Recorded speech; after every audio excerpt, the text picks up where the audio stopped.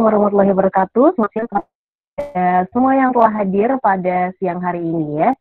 Kembali lagi di Dua Laki Channel yang selalu memberikan seminar-seminar online yang menginspirasi juga pastinya. Dan kali ini, puji syukur kehadirat Allah Subhanahu wa Ta'ala, kita bisa hadir kembali dalam acara online COVID-19, sebuah teori konspirasi atau nyata.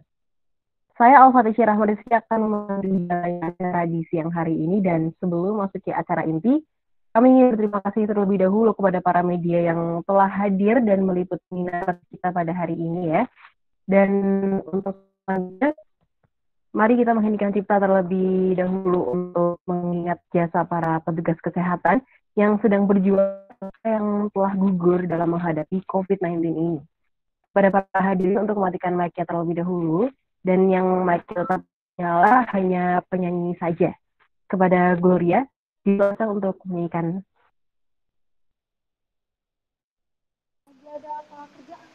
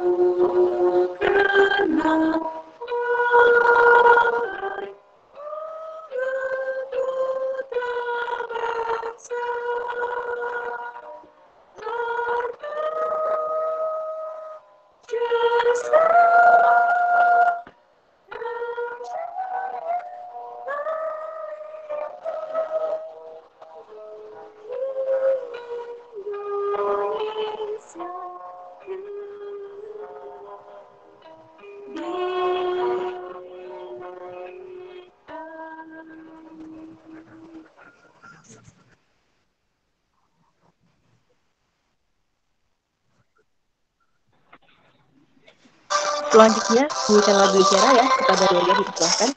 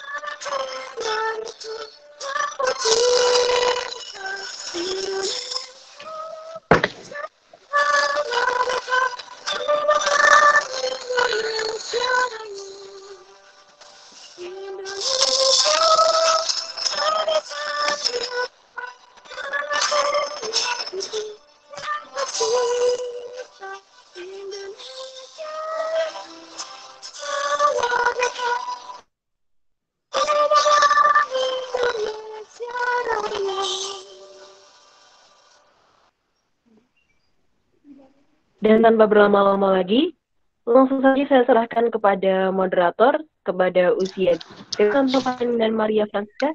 Silahkan. Ya, terima kasih banyak kepada host yang sudah membuka kita pada seminar kita pada pagi hari ini. Dan kita akan memulai seminar kita. Dan izinkan saya ingin memperkenalkan diri sebentar. Perkenalkan, nama saya Uzia Gresanto Perangin Angin. Saya adalah mahasiswa dari Sekolah Tinggi Teologi Injili Indonesia Medan. Jadi, saya akan memperkenalkan narasumber kita pada pagi hari ini. Yang pertama, ada Dr. Unity Mala MPH, Senior Public Health Practitioner Yayasan Asri, S1 dan profesi Fakultas Kedokteran Gigi Universitas Indonesia, dan S2 Master of Public Health di Harvard University. Next. Yang kedua ada Dr. Vincent Excel Susanto, Dokter Relawan RSDC Asrama Haji Surabaya, Bachelor of Medical Duta Wacana Christian University Yogyakarta, Medical Doktor Duta Wacana Christian Universitas Yogyakarta. Kita akan memulai seminar kita pada pagi ini. Saya serahkan kepada moderator pertama yang kedua untuk membuka kita dalam sesi materi. Ya, baik. Perkenalkan, nama saya Maria San Francisca, Duta Genre 2 Banyumas 2020, dan itu dia merupakan deskripsi dari kedua pembicara kita pada hari ini. Wabah COVID-19 yang dampaknya hingga ke seluruh dunia ini bertahan cukup lama dan menjadi misteri bagi beberapa kita mungkin ya. Pasalnya ada pula pihak tertentu yang mengkaitkannya dengan konspirasi. Ini akan menjadi perbincangan yang seru pada siang hari ini, dan kami telah menyiapkan juga beberapa pertanyaan yang akan kami ajukan kepada para pembicara. Secara bergiliran, yang pertama akan disampaikan oleh moderator Uzia kepada Dr. Monica. Silakan waktunya. Ya, halo Dr. Monica, apa kabar? Selamat pagi menjelang siang. Selamat pagi Uzia, kabar baik. Pada kesempatan kali ini saya ingin bertanya kepada Dr. Monica, COVID-19 itu benaran nggak sih? Atau katanya COVID-19 itu konspirasi elit global, perusahaan obat, vaksin, dan buatan dari Bill Gates. Bisa kita lihat saja di talkshow di Kobusu, Siti Fadila, Mardigu, dan Jeremy, dan lain-lain. Apakah benar, Dr. Monica? Ya, terima kasih Uzia atas pertanyaannya, dan terima kasih juga untuk panitia yang udah mengundang saya pada pagi hari ini. Jadi sebelum menjawab pertanyaan ada nggak sih COVID itu sebenarnya, saya ingin menjelaskan mungkin beberapa hal terkait yang disebut teori konspirasi ini ya. Jadi yang namanya teori konspirasi ini itu paling banyak berkembang di waktu-waktu ketidakpastian atau di tengah-tengah ketakutan. Kapan? Biasanya ketika ada sesuatu yang mengancam eksistensi kita, yang membuat kita merasa takut, cemas. Nah, insting manusia kalau udah dalam kondisi takut, kita sulit untuk berpikir logis atau rasional. Nah, dalam kondisi itulah teori konspirasi itu tumbuh subur gitu ya. Dan ancaman terhadap eksistensi kita ini biasanya rumit, kompleks, atau butuh waktu untuk dijabarkan. Jadi misalnya kalau konteksnya COVID-19 gitu, ini kan penyakit baru yang kemudian tiba-tiba menimbulkan banyak kematian dan kehebohan gitu ya secara global. Nah, untuk menjelaskan fenomena yang baru ini, tentu yang namanya sains tentang COVID ini butuh waktu untuk terus berkembang gitu. Dan ilmuwan masih terus mencari tahu asal-usul virusnya dari mana, seberapa bahaya, strategi penularannya, obatnya apa, dan lain-lain. Nah, tentu yang namanya sains itu butuh waktu. Nah, di saat-saat menunggu sains dan mengejar ini, banyak ketidakpastian itu, maka teori konspirasi ini muncul gitu, menyodorkan penjelasan yang simplistik itu artinya menggampangkan gitu ya, akan situasi yang sebetulnya rumit. Dan biasanya teori konspirasi itu juga makin kuat kalau ada kelompok spesifik yang bisa ditargetkan untuk disalahkan gitu. Jadi dalam hal COVID-19 ini, alih-alih kita menunggu hasil penelitian misalnya tentang susunan genom dari virus yang bisa menjelaskan asal-usul COVID, teori konspirasi malah dengan cepat dan simplistik bilang bahwa wah COVID itu senjata biologis gitu ya, buatan Cina, atau ada yang bilang buatan Amerika gitu. Ini tentu adalah penjelasan simplistik atau menggampangkan tentang ancaman eksistensial yang kompleks seperti COVID ini. Nah, saya mau kasih satu slide mungkin yang bisa sedikit apa ya, menurut saya agak lucu gitu slide ini. Apakah kelihatan? Ini saya dapat dari grup WhatsApp gitu ya. Jadi saya ingin menjelaskan dengan gambar ini bahwa sebetulnya otak manusia itu bekerja dengan cara memahami pola gitu. Jadi dari data yang scatter gitu, yang ada di mana-mana, lalu kita membentuk polanya itu. Jadi mungkin saya mau tanya nih, pernah nggak teman-teman lagi lihat ke langit atau ke awan gitu ya? Lalu kita ngelihat, kok ada kayak gambar anjing ya gitu, atau ada kayak gambar muka orang dan lain sebagainya gitu. Nah, itu karena otak manusia terbiasa menghubungkan potongan-potongan informasi dan memahaminya dalam suatu pola.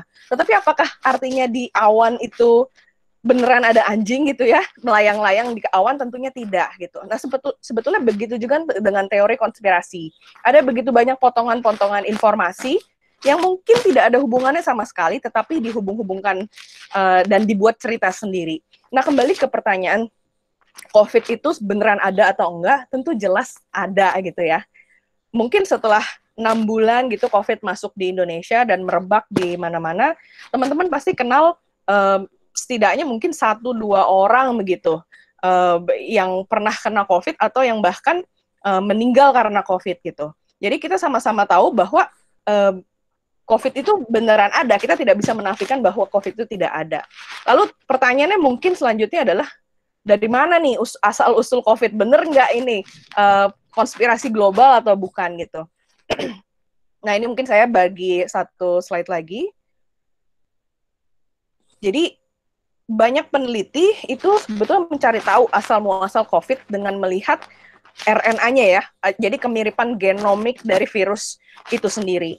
Nah, virus SARS-CoV-2, yaitu penyebab COVID-19, itu diperkirakan berasal dari kelelawar gitu. Dan karena kemiripan genomnya sampai 96% ini. Sebetulnya kelelawar dan virus corona ini udah hidup bersama selama jutaan tahun ya. Jadi virus ini tidak bahaya bagi kelelawar, tetapi menjadi berbahaya ketika virus berhasil melompat ke makhluk hidup lain. Jadi sebelum COVID-19 ini, sudah ada sebetulnya 6 jenis virus corona yang lain yang sudah ada dalam tubuh manusia atau ada beredar di manusia gitu. Misalnya pada penyakit SARS atau MERS atau selesma atau flu ringan gitu ya, semacam flu ringan. Jadi virus corona yang menginfeksi manusia itu sebetulnya adalah zoonosis atau virus yang awalnya dari binatang lalu melompat ke manusia. Nah, dalam hal ini virus diperkirakan melompat dari kelelawar ke terenggiling kemungkinan, yang kemudian berhasil melompat lagi ke manusia. Kenapa bisa melompat? Tentu zoonosis ini tidak datang sendirinya, bukan kayak kelelawar atau terenggiling tiba-tiba datang ke rumah kita lalu menularkan virus, tetapi justru kitalah yang merusak habitat dari binatang-binatang ini, yaitu hutan. Kemudian memperdagangkan mereka, mengkonsumsi hewan-hewan ini, maka wabah baru itu bermunculan. Bahkan dalam beberapa dekade terakhir, sebetulnya 3 dari 4 penyakit infeksi yang muncul itu berasal dari binatang. Jadi termasuk SARS, MERS, HIV bahkan ya, dan COVID termasuk COVID-19. Jadi kalau pertanyaannya apakah konspirasi elit global, saya mencoba menjelaskan sebetulnya ini zoonosis gitu, asalnya dari binatang. Mungkin itu kali ya yang bisa saya sampaikan. Kembali ke Uzia.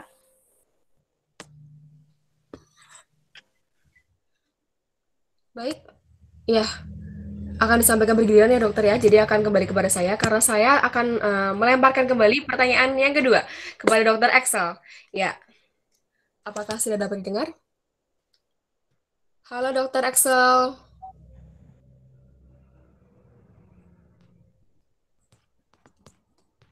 Suaranya belum masuk Excel.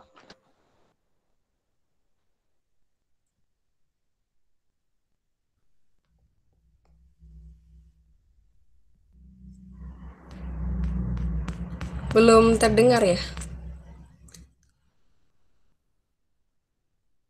Nah, sudah mulai muncul videonya. Masih agak terkendala ya, dokter.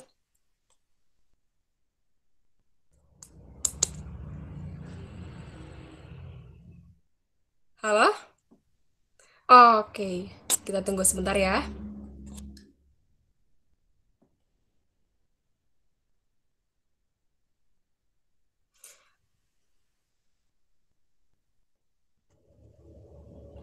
Sambil menunggu dokter Excel nih, saya mau sedikit tanya-tanya nih ke dokter Monica. Nah, dok, tentunya ya karena ada virus ini, pasti akan semakin apa ini? Banyak tekanan sana sini, terus juga jumlah pasien meningkat. Apa sih yang dokter rasain semenjak kemunculan virus ini hingga sampai saat ini gitu? Cara singkat aja.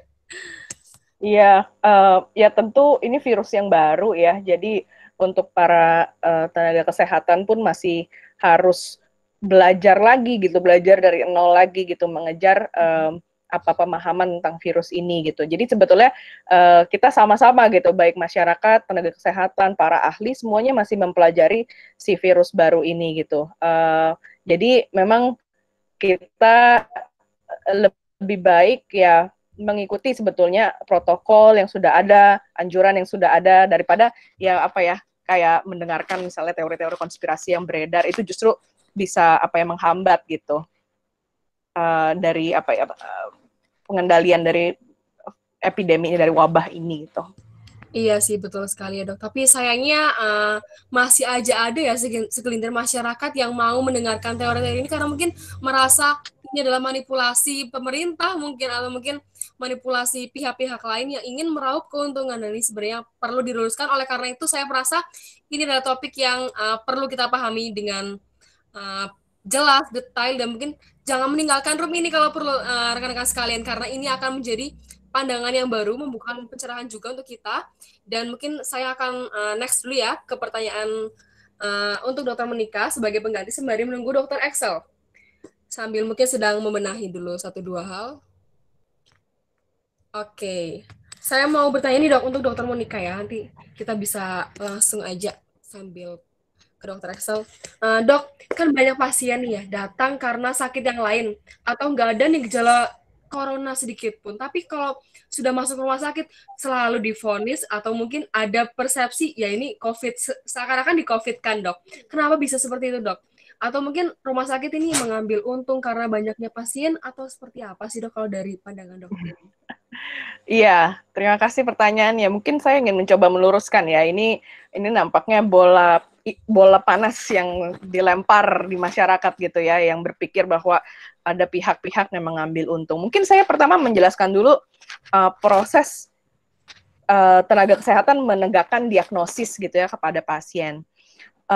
Pertama, COVID ini punya gejala sebetulnya mirip-mirip dengan penyakit lainnya. Jadi kayak batuk, demam, diare, lalu siapa saja bisa kena, tua, muda, perempuan, laki-laki, semua bisa terkena gitu. Jadi gejalanya tidak spesifik gitu. Nah, kalau ada pasien-pasien datang dengan gejala-gejala tersebut, tapi tidak ada penyebab lain yang bisa menjelaskan, misalnya nggak ada sumber infeksi kayak infeksi telinga, infeksi saluran kemih, atau gigi berlubang misalnya, maka pasien tersebut kemungkinan dipertimbangkan sebagai suspek COVID-19. Nah, suspek ini artinya belum tentu konfirmasi gitu. Jadi masih dicurigai COVID begitu ya. Nah, karena dia dicurigai, disuspek gitu, maka pasien ini akan dilakukan tes berbagai macam pemeriksaan gitu, tes, dan idealnya adalah tes yang disebut PCR atau tes swab gitu ya, atau tes usap. Nah, tapi kadang kalau emergency biasanya pakai rapid test. Nah, selama nunggu hasil dari tes tersebut, semua yang disebut suspek itu, mau penyakit apapun sebenarnya, tidak hanya COVID, itu diperlakukan sesuai labelnya itu. Karena kita nggak mau kecolongan, apalagi kalau penyakitnya itu menular. Gitu. Jadi kita sebut ini sebagai suatu diagnosis klinis, jadi dari penampakan dirinya secara klinis. Nanti setelah tesnya keluar, kalau dinyatakan bukan COVID atau negatif begitu, ya sebetulnya otomatis label suspek tadi akan gugur gitu. Ada diagnosis definitif yang lain yang bukan COVID itu gitu. Tapi kemudian kalau itu positif, maka akan menjadi disebutnya kasus konfirmasi, bukan lagi suspek gitu. Mungkin ada yang nanya juga, bagaimana dengan yang tidak datang dengan gejala COVID, tapi gejala lain gitu. Kok malah di-COVID-kan istilahnya gitu ya. Mungkin saya jawab gini, pernah nggak ada saudara atau pengalaman sendiri atau teman atau keluarga gitu ya, yang periksa ke dokter karena suatu gejala, malah ketahuan penyakit-penyakit lainnya. Misalnya nih, pasien punya keluhan sakit mah gitu. Tetapi ketika berobat ke dokter gitu, kemudian diperiksa tekanan darahnya, diperiksa gula darahnya gitu. Nah, ternyata tinggi nih tekanan darahnya. Kita sebut maka ternyata selain sakit mah ini di pasiennya ada sakit hipertensi, ada sakit gula kencing manis misalnya seperti itu. Jadi selain sakit mah atau gastritis tadi, ada diagnosis tambahan yang baru ketemu ketika pasien ini diperiksa secara teliti, secara detail. Nah, begitu juga dengan COVID gitu. Kita perlu melakukan pemeriksaan secara menyeluruh kepada pasien yang datang, apapun keluhannya. Apalagi COVID ini penyakit menular, makanya nakes itu, tenaga kesehatan harus ekstra hati-hati. Jadi sebelum melakukan prosedur-prosedur yang berisiko gitu ya, maka perlu memeriksa status COVID dari pasien ini gitu. Jadi misalnya katakanlah pasien datang dengan kecelakaan gitu ya. Nah, sebagai bentuk kehati-hatian tadi, maka kemungkinan rumah sakit atau tenaga kesehatan akan melakukan tes COVID sebelum melakukan prosedur lebih lanjut gitu. Bisa jadi pasien yang datangnya karena keluhan kecelakaan tadi, ketika diperiksa COVID-nya ternyata positif gitu. Jadi mungkin sebelumnya pasien ini tidak tahu bahwa dia sebetulnya sedang ada virus atau sedang menderita COVID itu, karena mungkin tidak ada gejala atau tidak ada gejala COVID atau yang lainnya. Tapi karena pemeriksaan yang menyeluruh tadi, karena prinsip kehati-hatian tadi, jadi ketahuan bahwa ada COVID gitu pasiennya. Jadi kalau ditanya apakah rumah sakit atau tenaga kesehatan makin seneng kalau makin banyak pasien COVID gitu ya, karena mungkin makin banyak uang, saya yakin tidak sama sekali gitu. Justru kami praktek itu dengan was-was gitu ya, karena banyak teman sejawat dokter, perawat, dokter gigi yang sudah meninggal karena COVID-19. Mungkin itu, Maria. Oke, iya betul. Nah, saya juga sempat dok nih, ada dengar dari berita tuh cukup ramai ini tentang happy hipoksia. Nah, dirilis dari kompas.com ini, happy hipoksia ini ramai dibicarakan oleh masyarakat karena dianggap dapat membuat pasien COVID ini meninggal tanpa menunjukkan gejala sama sekali. Nah, ini apakah mungkin jenis gejala baru atau apa sih sebenarnya apa ini dok? Happy hipoksia ini? Iya, sebetulnya nanti kami, Dr. Excel dan saya akan memberikan paparan materi dan termasuk di sana ada tentang gejala-gejala dan akan dibahas tentang happy hipoksia. Mungkin nih Dr. Excel sudah kembali bergabung, mungkin bisa dilanjutkan kali dengan pertanyaannya. Okay. Jadi happy hipoksianya mungkin bisa kita bahas, terserah nih. Boleh sekarang, boleh nanti Dr. Excel. Sangat excited dan nampaknya karena ini mengandung apa ini pengetahuan yang harus kita sebagai masyarakat menggunakan aja nih. Jadi kalau tidak ada pertanyaan yang selanjutnya kepada Dr. Excel. Tidak ada suaranya. Halo, sudah masuk suaranya? Ya, halo, selamat ya. Pagi menjelang siang Dr. Excel, apa kabar? Selamat pagi menjelang siang, puji Tuhan, semuanya baik-baik, sehat-sehat ya, di sini semuanya. Apakah tunjangan dokter meningkat seiring meningkatnya pasien COVID yang ditangani, Dok? Dan katanya dokter sekarang itu makin kaya sejak adanya COVID. Apakah benar? Nah, itu yang perlu kita pertanyakan kepada Dr. Excel sebagai dokter relawan COVID. Oke, bicara tentang tunjangan ya, sampai saat ini dokter itu di sini saya kebetulan bekerja di Surabaya, statusnya sebagai relawan. Gitu. Namanya juga relawan gitu ya. Namanya relawan ya diberikan seadanya, gitu, diberikan sesuai dengan UMR kota-kota yang ada. Bicara soal tunjangan, itu mungkin setiap kota akan berbeda. Kemarin sempat beredar luas ya mengenai tunjangan dari Bapak Jokowi, Bapak Presiden kita yang mengatakan bahwa nanti setiap tenaga kesehatan akan diberikan tunjangan, begitu. Nah, tenaga kesehatan di Indonesia itu kan banyak sekali dan juga persebarannya juga ada di mana-mana di seluruh Indonesia. Nah, distribusi dari tunjangan tersebut sampai sekarang ini itu saya sendiri belum ada menerima apa-apa gitu. Ya saya tidak mengharapkan itu juga karena itu juga mungkin diberikan secara cuma-cuma dari pemerintah. Dan saya pun juga bekerja di sini memang karena memang ingin membantu pemerintah kota di sini untuk menangani COVID itu gitu. Tapi apakah semakin kaya? Saya rasa enggak, karena begini, COVID ini kan sudah bikin banyak masyarakat takut gitu. Dan yang saya temui di lapangan, banyak pasien itu malah akhirnya takut untuk ke rumah sakit. Sehingga pendapatan rumah sakit ataupun klinik yang tadinya mungkin pasiennya dalam satu hari bisa 100 atau 50, itu akan berkurang sangat sangat drastis gitu. Bahkan saya pernah baca laporan gitu, saya baca di berita, pendapatan rumah sakit itu turun sampai pendapatannya itu hanya 30% gitu. Jadi penurunannya sampai 70% begitu. Itu saya baca di salah satu media, saya lupa di media apa. Dan itu yang kita rasakan juga di saya tanya sejawat-sejawat dokter lain yang mereka berpraktek di rumah sakit dan juga klinik, mereka juga mengatakan, iya pasiennya semakin sedikit gitu. Jadi apakah pendapatan semakin banyak? Ya otomatis ketika pasiennya semakin dikit, otomatis pendapatannya akan juga menurun begitu. Jadi apakah dokter semakin kaya di era pandemi ini? Saya rasa enggak sih. Begitu. Gitu. Uzia. Ya, baik. Terima kasih dokter atas penjelasannya. Dan kita kembali ke dokter Monica. Untuk dokter Monica, pasien COVID-19 yang meninggal itu karena penyakitnya yang lain kan? Atau tidak ada yang meninggal murni karena COVID itu sendiri? Ya, terima kasih pertanyaan. Ini sering sekali nih saya mendapatkan pertanyaan ini ya. Sebenarnya berapa banyak sih pasien yang meninggal murni karena COVID itu sendiri gitu ya. Jadi ini mungkin saya mau kasih tahu bahwa penyakit bawaan dari pasien yang kencing manis, penyakit jantung, darah tinggi dan lain-lain dan COVID-19 itu saling berhubungan erat. Makanya mereka ini disebut komorbid. Komorbid itu artinya kalau dua penyakit terjadi bersamaan, itu kesakitannya makin parah. Ada penyakit-penyakit yang bukan komorbid, misalnya contohnya ya, gigi berlubang sama nyeri sendi pada lutut gitu.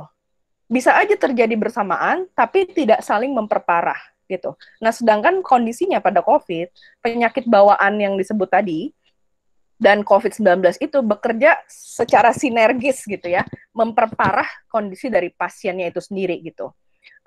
Bahkan mohon maaf nih, COVID bisa dibilang mempercepat kematian, mohon maaf, seseorang dengan penyakit bawaan tersebut. Misalnya seseorang dengan penyakit bawaan, misalnya penyakit jantung, kencing manis, darah tinggi dan lain-lain, itu terkena COVID, dia akan memiliki risiko keparahan dan kematian yang lebih tinggi dibandingkan dengan orang yang tidak punya penyakit bawaan. Misalnya di Amerika nih, dari situs CDC gitu ya, saya baca bahwa 93% pasien COVID yang meninggal itu memiliki penyakit bawaan.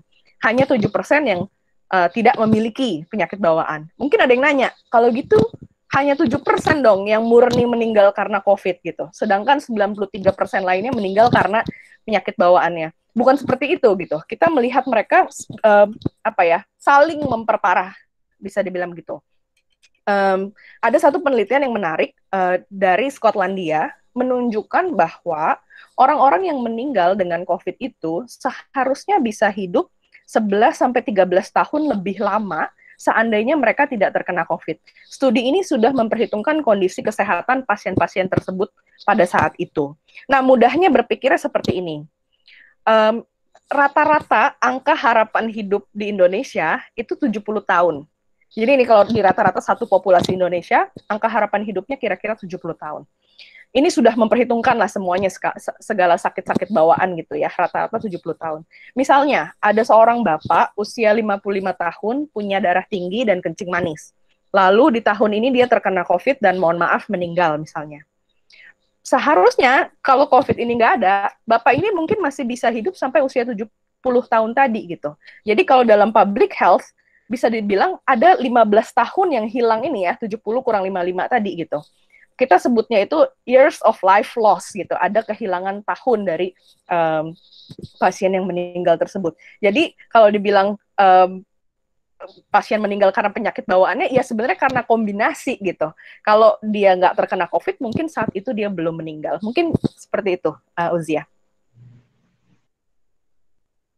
Baik, kita akan kembali ke Dokter Excel nih. Kan terkait dengan COVID ini juga bisa menular ya.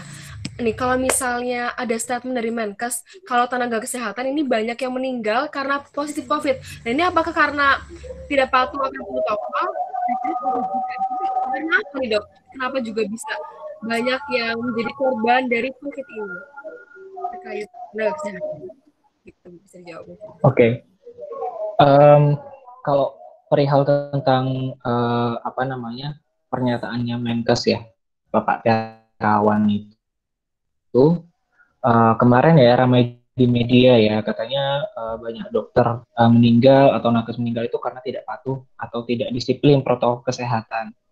Nah, yang pertama harus diketahui kita dokter dan juga perawat dan juga tenaga kesehatan lain yang bekerja di rumah sakit ya, nggak hanya perawat tapi juga ada OB, kemudian ada bagian administrasi dan lain-lain. Itu kan bekerjanya di rumah sakit. Rumah sakit itu adalah tempatnya orang sakit dan berkumpulnya penyakit di sana. Otomatis resikonya akan lebih tinggi. Pertama itu. Jadi belum ngomong soal disiplin aja, kita datang bekerja aja itu sudah istilahnya kita datang ke tempat pengumpulan penyakitnya itu gitu loh. Jadi penyakit itu ngumpul semua di rumah sakit. Kita nggak tahu.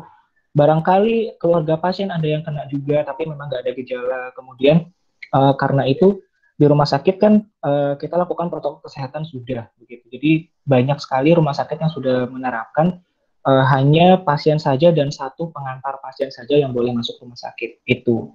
Kemudian yang kedua, uh, masalah APD ya yang paling saya rasakan gitu. Jadi tidak semua rumah sakit itu memiliki APD lengkap gitu.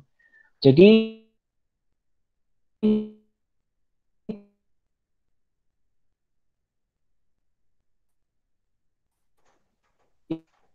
ini salah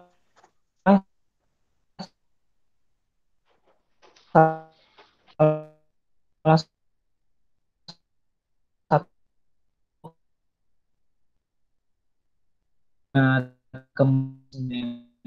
itu harganya nggak murah. Apalagi ketika demand-nya itu naik.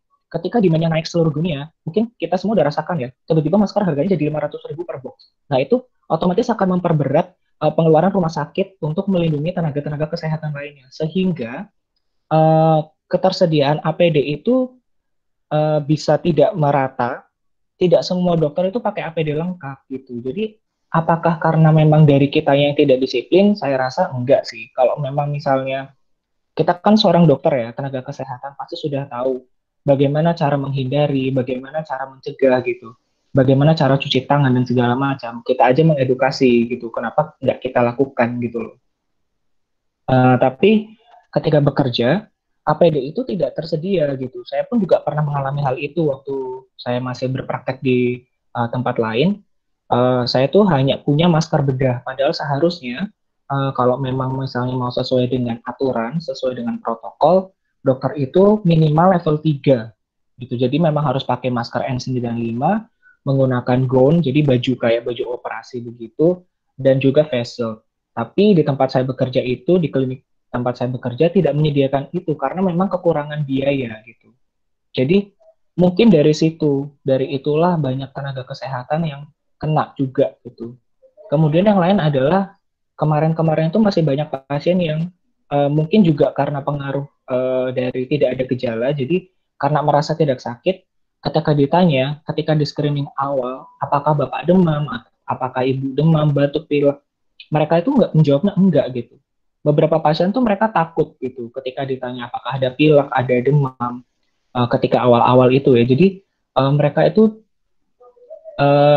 cenderung berbohong gitu untuk menutup-nutupi. Nah, hal-hal yang seperti itu yang nggak bisa kita kontrol tenaga kesehatan gitu.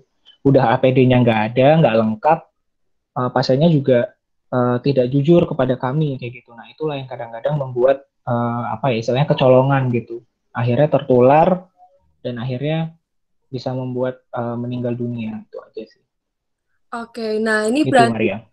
memang perlu kejujuran ya dok dari para pasiennya juga atau mungkin masyarakat luas aja lah memang perlu kejujuran dan juga kesadarannya. Nah ini makanya pemerintah terkesan memaksa adanya apa ini untuk dilakukan massal uji rapid ataupun swab. Nah ini kenapa nih dok? Apakah ada juga apa ini tujuan lain untuk modus anggaran kah atau apa sih dok? Kayak gitu. Oke, ini masalah rapid test massal ya. Rapid Iya, test massal yang di pasar atau di suatu wilayah gitu ya Maria ya maksudnya ya. iya. Oke. Em, tujuan rapid test massal atau di suatu wilayah itu adalah tujuannya untuk tracing gitu. Jadi di dalam dunia kesehatan ya, tadi ada dokter, ada perawat dan juga ada apa namanya seorang public health officer. Contohnya seperti dokter Monica ini, dia adalah seorang apa public health officer juga, dokter yang bekerja di atau fokus di bagian public health. Itu mereka melakukan tugas mereka di dalam pandemi ini adalah melakukan tracing gitu. Jadi tracing kita lacak nih satu-satu. Ketika ada satu pasien yang sudah di swab datang ke rumah sakit dan terkonfirmasi positif coronavirus, otomatis kita akan tracing ke wilayahnya, ke rumahnya gitu. Nah, di rumah itu nanti kita tanyakan gitu, selama seminggu ini atau beberapa hari ini kamu berhubungan dengan siapa gitu. Nah, orang yang berhubungan dengan pasien tersebut kita cari gitu dan kita tes juga. Tujuannya adalah bukan untuk target gitu ya, untuk target apakah nanti semakin banyak yang positif nanti uangnya semakin banyak, enggak gitu loh. Tujuannya adalah mencegah supaya si penyakit ini itu tidak menular lagi kemana-mana gitu. Tujuan utamanya adalah itu, prinsipnya itu. Jadi um, saya juga nggak tahu sih kenapa ada orang berpikiran bahwa semakin banyak yang positif semakin untung kayak gitu. Padahal ya APD-nya yang dikeluarkan semakin banyak, jam kerja tenaga kesehatan juga bertambah gitu. Berarti yang artinya kita butuh tambahan sumber daya gitu. Nah, ketika tambahan sumber daya otomatis biaya juga keluar lagi dari rumah sakit atau dari pemerintah gitu. Jadi apakah target? Enggak juga gitu. Siapa yang mau ngasih uang gitu kan? Kan nggak ada gitu. Ketika Indonesia semakin banyak yang positif corona, yang mau ngasih uang siapa gitu kan? Nggak ada. Itu kan tanggung jawab kita sendiri gitu loh. Jadi nggak ada tuh istilahnya kejar target atau apa. Prinsipnya adalah untuk tracing, untuk memetakan gitu. Ini wilayah ini sudah zona apa nih gitu. Itu nanti dari gugus tugasnya sendiri yang akan menentukan gitu. Itu sih Maria. Baik. Berarti malah justru dengan semakin banyaknya kasus dan juga harus mengeluarkan pembiayaan untuk tes ini itu malah mungkin semakin merugi nggak sih ya dok ya? Malah keuangan negara malah semakin boncos ya karena banyak banget pengeluaran ini itu. Nah ini mungkin kalian aja dokter sambil memperhatikan materi yang sudah disiapkan mungkin terkait gejala-gejala yang akan dibahas di sini juga akan disimak juga oleh rekan-rekan sekalian. Nah tetap kondusif ya rekan-rekan sekalian untuk tetap mematikan suara dan kalau mau mengaktifkan video dipersilakan seperti itu. Silakan dok, Dr. Axel.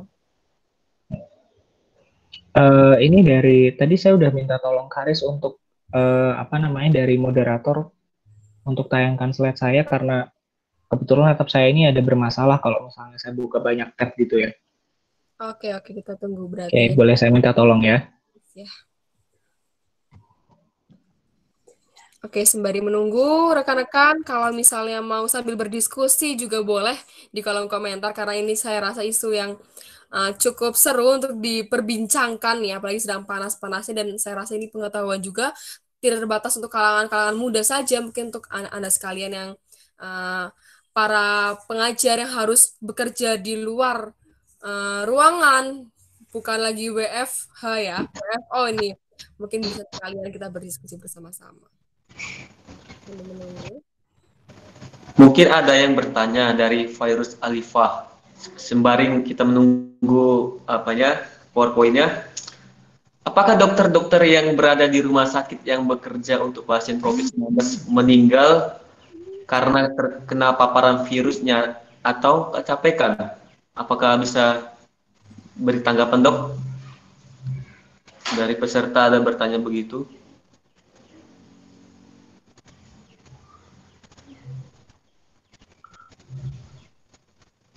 Saya mungkin bisa jawab dulu, nanti Excel kalau mau nambahin silakan. Lagi-lagi ya, biasanya kalau seseorang meninggal itu penyebab kematiannya itu kombinasi akan banyak kondisi gitu ya. Jadi betul bisa jadi dokter tersebut kecapean karena kerja shift-nya bisa panjang, lalu ditambah lagi yang tadi Excel bilang ya bahwa rumah sakit itu ya ada berbagai macam patogen, berbagai macam virus dan bakteri dan lain sebagainya. Dan kemungkinan besar si COVID ini juga konsentrasi di dalam ruangan rumah sakit itu lebih tinggi gitu, lebih banyak karena ya banyak pasien gitu ya. Konsentrasi virusnya jadi lebih banyak sehingga yang terhirup oleh si nakes, si tenaga kesehatannya lebih banyak dan itu bisa mengakibatkan keparahan gitu pada kondisi penyakitnya. Jadi ya kemungkinan kombinasi dari semua itu. Nah, sebelum masuk presentasi, ada lagi yang terakhir dari Teresia Wulandari. Menurut dokter, bagaimana cara mengubah pemikiran masyarakat yang cenderung menganggap remeh virus COVID-19 ini? Iya, jadi kalau komunikasi ya berarti ini saya sebenarnya resep ketiga gitu. Pertama, pesannya harus jelas. Jadi jangan terlalu belibet gitu ya, tapi pesannya harus jelas. Yang kedua, harus diulang-ulang. Jadi memang nggak boleh bosen ya. Jadi mau sampai berbusa-busa, ya itulah tugas kita gitu. Untuk ngasih tahu teman, saudara, dan lain sebagainya. Yang ketiga, resepnya adalah dari sumber yang terpercaya gitu. Jadi pesan yang jelas, diulang-ulang dari sumber yang terpercaya gitu. Sumber yang terpercaya tuh bisa tenaga kesehatan, bisa mungkin pemerintah begitu ya, yang memahami isu ini dengan lebih baik begitu. Jadi ya mungkin pesan saya semangat, jangan bosan untuk mengingatkan kawan, tetangga atau saudara begitu ya. Dan mungkin nggak cuma dari sisi apa ya, fakta-fakta, angka-angka soal COVID-19, tapi bisa menggugah juga dari sisi emosionalnya gitu. Misalnya kayak, kamu kalau nggak pakai masker, kasihan loh, nanti bisa menularkan ke orang tuamu, kamu nggak kasihan kalau misalnya orang tuamu sakit. Jadi ada sisi emosional juga yang digugah gitu dari si pasien ini, atau si orang ini. Mungkin itu. Oke, Dr. Excel, bisa kita mulai materinya? Oke. Ya, jadi di sini saya dapat bagian ya untuk membahas mengenai COVID-19, bagaimana menurut sudut pandang medis, karena saya sendiri juga ikut turun bekerja dan melihat di lapangan bagaimana COVID-19 ini mempengaruhi masyarakat luas di Indonesia, terutama di kota sekarang saya bekerja di Surabaya ya. Oke, bisa next?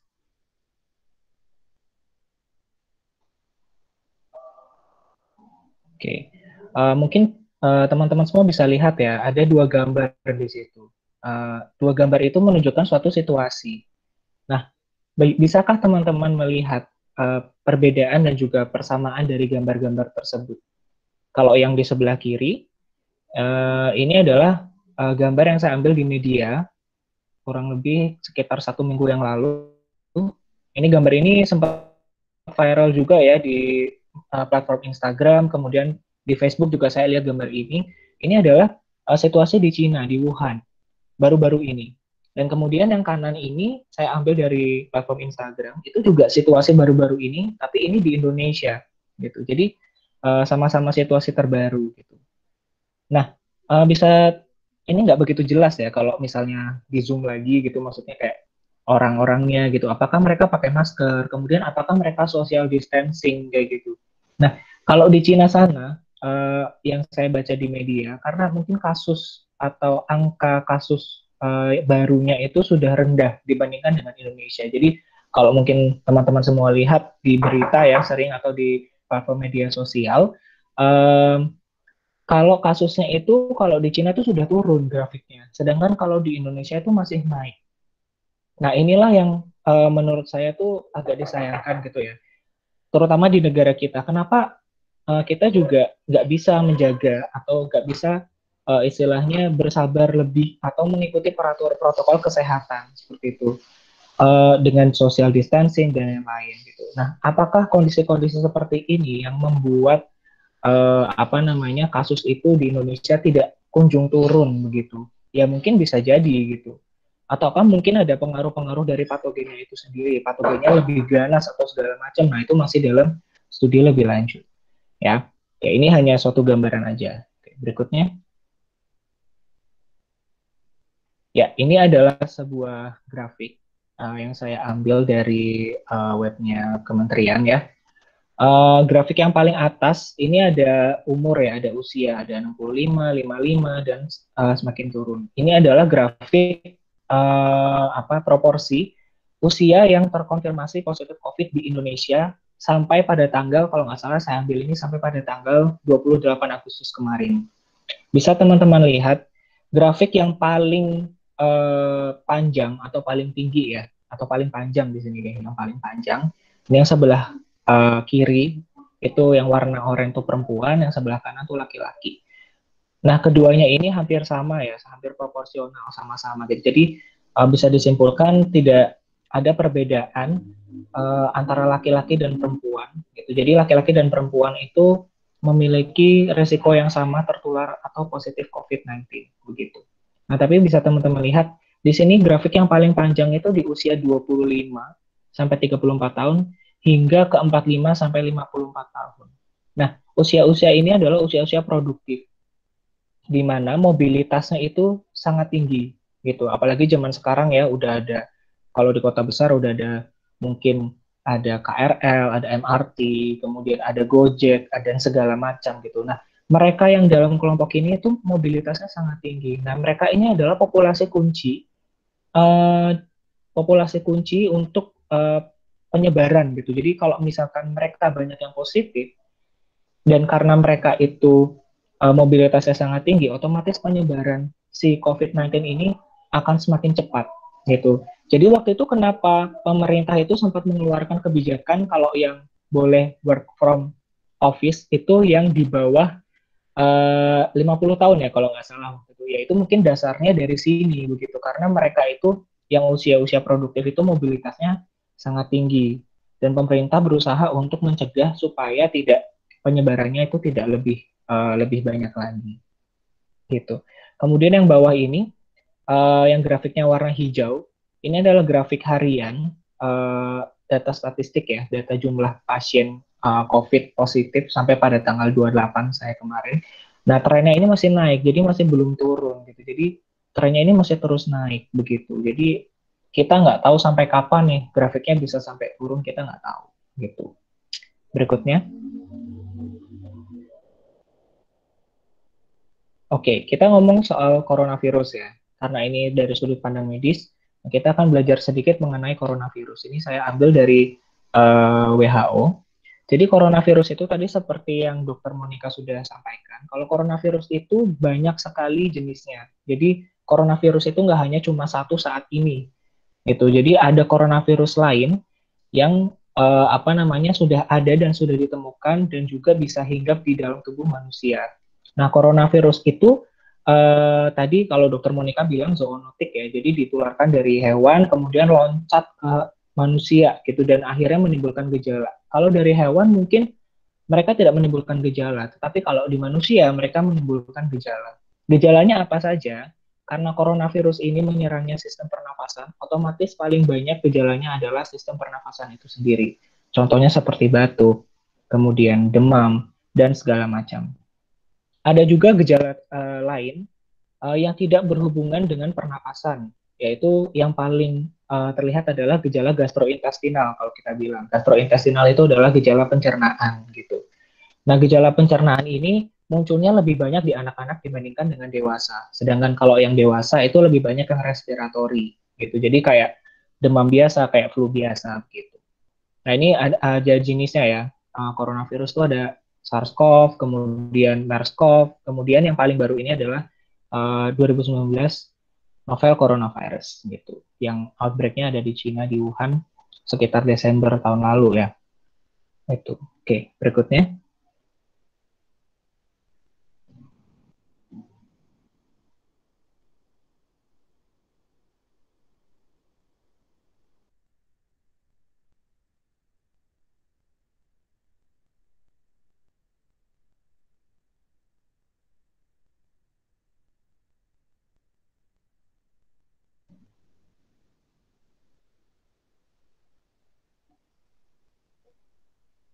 Halo.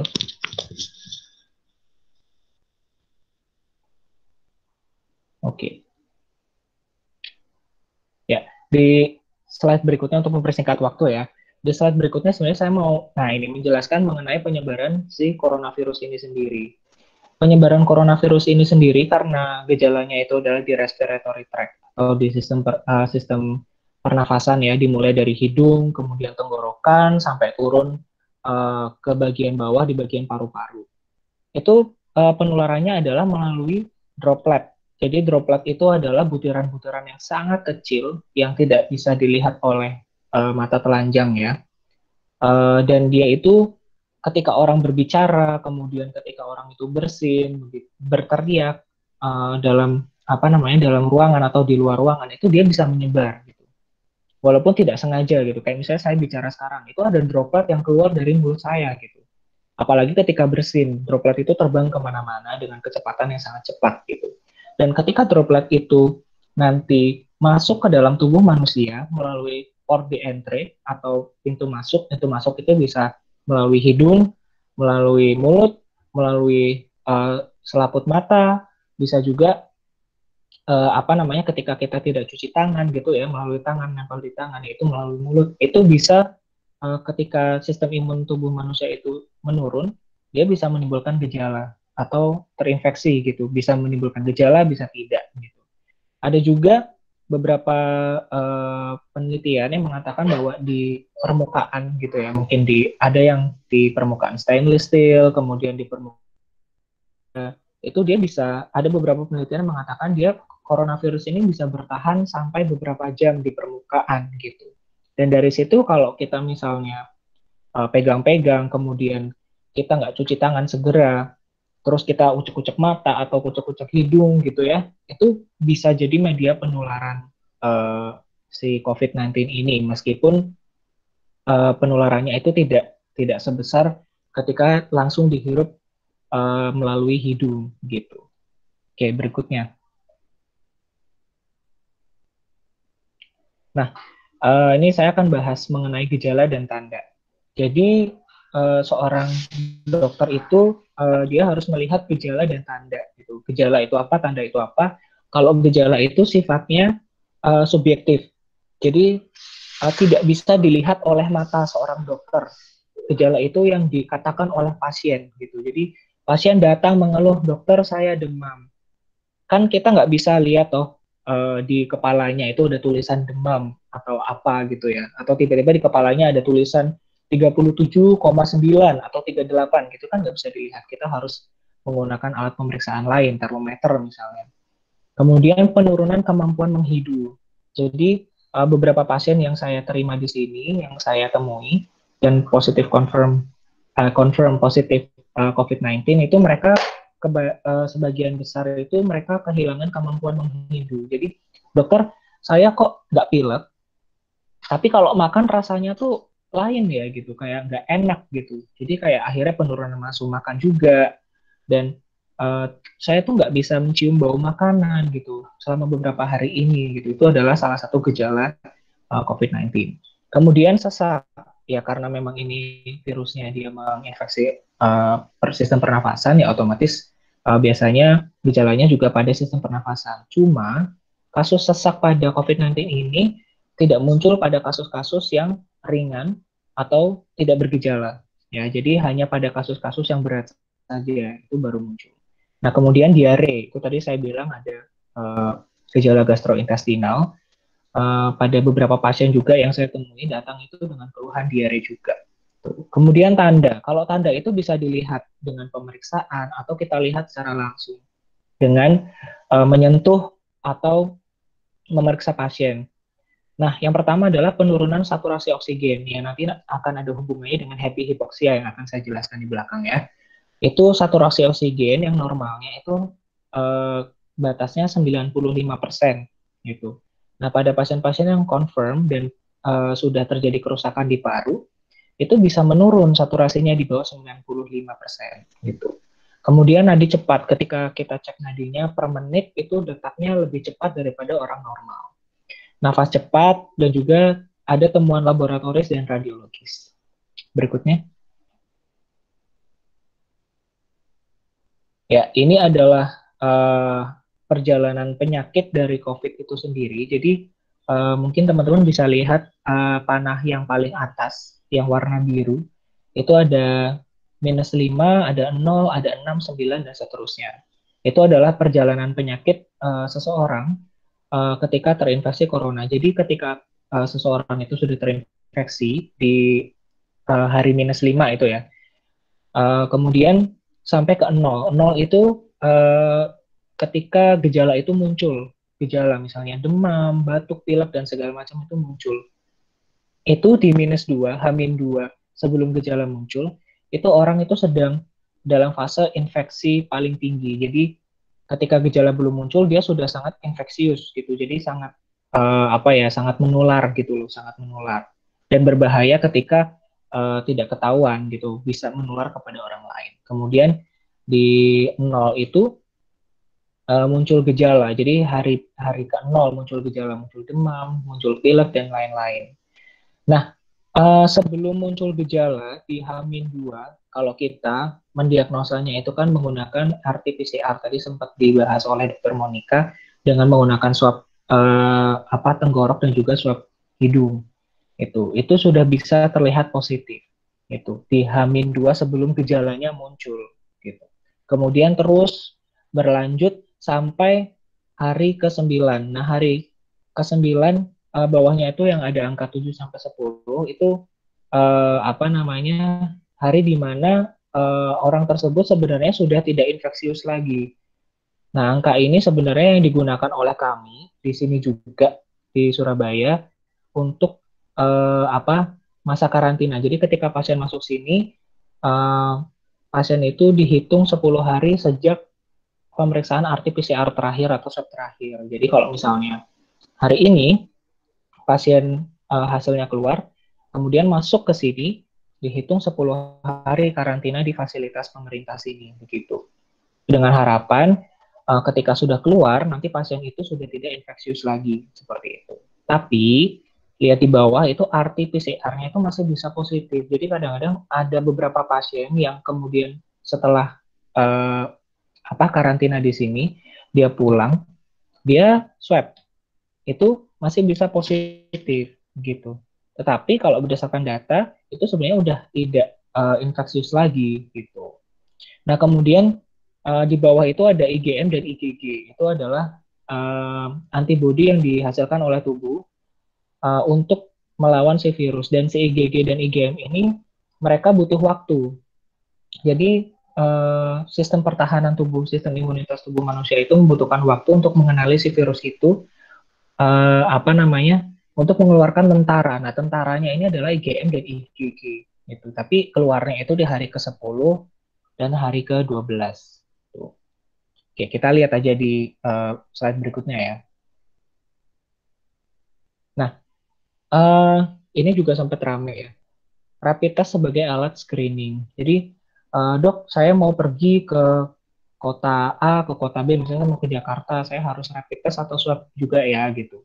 Nah, perlu kita ketahui, rapid test ini itu untuk melihat si antibody. Jadi antibody itu kan keluarnya di hari ke-10 sampai hari ke-14 itu tadi ya, rata-rata. Jadi ketika rapid test itu sudah reaktif, sebenarnya masa infeksius pasien itu juga sudah menurun gitu loh. Jadi ini bukan suatu alat yang efektif menurut saya gitu untuk diagnosa, tapi hanya untuk screening apakah sudah terbentuk antibodi atau belum gitu pada si pasien. Karena kalau benar-benar non-reaktif berarti si pasien ini belum ada antibodi yang dihasilkan. Bisa saja pasien ini sudah positif tapi antibodinya belum keluar gitu. Jadi ini bisa jadi istilahnya jadi salah gitu ya. Jadi saya benar-benar bebas dari COVID, oh ya belum tentu gitu. Coba kita lihat di slide berikutnya. Nah, itu tadi antibodi itu terbentuk setelah sistem imun sudah mengenali virus dan membutuhkan waktu bagi tubuh untuk memproduksi ya. Jadi sekitar 1 minggu 7-14 hari gitu. Nah, teman-teman bisa lihat antibodi yang terbentuk pertama paling cepat itu adalah IgM. Gitu. Jadi IgM baru muncul pada setelah 1 minggu, tadi 10 hari ya, 10 hari itu. Kemudian IgG itu munculnya terlambat, munculnya di akhir. Jadi ketika si rapid test itu hasilnya reaktif, gitu, bisa saja yang meningkat itu IgM-nya aja atau IgG-nya aja, gitu. Jadi rapid test itu sebagai alat screening apakah pasien ini sudah pernah terinfeksi COVID atau belum, yang ditandai dengan antibodi yang terbentuk dari sistem imun untuk mengenali si virus dan melawan si virus itu. Tapi apakah bisa untuk diagnosis? Tidak bisa. Gitu. Kita lihat diagnosisnya adalah RT-PCR di slide berikutnya. Next. Ya, jadi sampai saat ini yang kami gunakan di sini adalah PCR atau polymerase chain reaction. Itu mendeteksi si DNA virus dan juga serpihan-serpihan virus yang ada di dalam tubuh kita, bukan antibodi yang ada di dalam tubuh kita. Sehingga kalau kita lihat di grafik awal tadi, ketika pasien itu terinfeksi virus, di hari pertama ataupun sebelum gejala itu muncul, virus itu sudah bisa terdeteksi gitu. Ini lebih apa ya istilahnya, lebih akurat lagi gitu, lebih cepat lagi. Caranya ya dengan mengambil spesimen melalui hidung dan tenggorokan. Tapi sayangnya PCR ini hasilnya keluarnya sangat lama karena membutuhkan pengiriman sampel, kemudian juga tidak semua laboratorium dan tidak semua rumah sakit memiliki alat PCR ini gitu. Jadi memang sangat lama. Nah, ini yang menjadi tantangan bagi kita tenaga kesehatan maupun saintis peneliti untuk menemukan metode alat alat penegak diagnosis baru ya, metode baru, apakah dengan metode lain dan segala macamnya itu. Tapi sampai saat ini yang kita gunakan adalah PCR untuk penegak diagnostiknya. Berikutnya. Nah, bicara mengenai gejala tadi ya, tadi kan ada saturasi oksigen. Saturasi oksigen itu adalah kadar oksigen yang terkandung di dalam darah dan beredar di dalam tubuh. Jadi salin hipoksia atau hiperhipoksia yang kita dengar akhir-akhir ini, itu suatu keadaan di mana terjadi penurunan kadar saturasi oksigen di bawah 95, namun tidak menimbulkan gejala. Nah, gampangnya gini, kalau misalnya teman-teman lagi renang gitu ya, kemudian menyelam di bawah air, teman-teman kan nggak mungkin menghirup air kan, karena nggak ada oksigen di air gitu. Otomatis kadar oksigen akan turun. Nah, ketika kadar oksigen itu turun, dalam waktu kurang lebih 1 menit, teman-teman udah merasa cemas, udah mau buru-buru naik ke atas ke permukaan untuk mengambil oksigen. Nah, itu adalah mekanisme pertahanan dari tubuh yang mengatakan bahwa ini loh tubuhmu butuh oksigen sekarang, karena oksigen ini dibutuhkan untuk untuk sel-sel kita, untuk makanan sel-sel kita, untuk organ kita bekerja, dibutuhkan oksigen. Sehingga tubuh itu berusaha mendapatkan oksigen dengan cara menghirup nafas. Tapi pada kasus COVID-19 ini yang sudah confirm, itu bisa saja terjadi yang namanya silent hypoxia. Nah, teman-teman bisa lihat ya, di situ ada gambar, ada paru-paru yang mengambil oksigen, kemudian masuk ke jantung, dan dari jantung itu akan diedarkan ke seluruh tubuh. Termasuk jantung itu sendiri juga membutuhkan oksigen untuk bekerja. Nah, kemudian dari seluruh tubuh itu akan mengambil karbon dioksida dan akan kembali ke paru-paru untuk dikeluarkan. Jadi karbon dioksida itu dikeluarkan. Nah, kenapa kok bisa terjadi silent hypoxia? Jadi terjadi penurunan kadar oksigen, tetapi kok tidak ada rasa cemas atau tidak ada gejala sesak sama sekali. Kalau kita bicara mengenai sistem pernafasan, itu sangat kompleks. Hubungannya dengan otak juga, gitu. Jadi ketika si paru-paru itu sudah terinfeksi COVID dan tidak bisa mendistribusikan, darah itu sangat sedikit oksigennya dan distribusi oksigen itu sangat kurang, si karbon dioksida ini akan menumpuk gitu, akan menumpuk di organ-organ dan di tubuh. Nah, itu akan mempengaruhi si sel saraf itu dan akan menghambat si otak itu untuk mengenali bahwa ini kekurangan oksigen, sehingga tidak ada gejala-gejala gejala-gejala kayak kekurangan oksigen, misalnya cemas, kemudian ini saya kekurangan oksigen, enggak, tapi saturasi oksigennya sudah turun gitu. Nah, inilah yang dinamakan silent hypoxia, dan deteksinya itu dengan menggunakan pulse oximetry yang ada di jari itu. Gitu. Ini cukup berbahaya karena saya beberapa kali bertemu dengan pasien, dia juga banyak yang saturasinya turun, tapi ketika saya tanya, Bapak sesek enggak gitu? Enggak. Ibu sesek enggak? Gitu. Enggak kerasa cemas, enggak kerasa pusing? Enggak gitu. Oh, ini berarti selain hipoksia nih pasiennya gitu. Oke, saya mau kasih tahu gambaran radiologi pasiennya.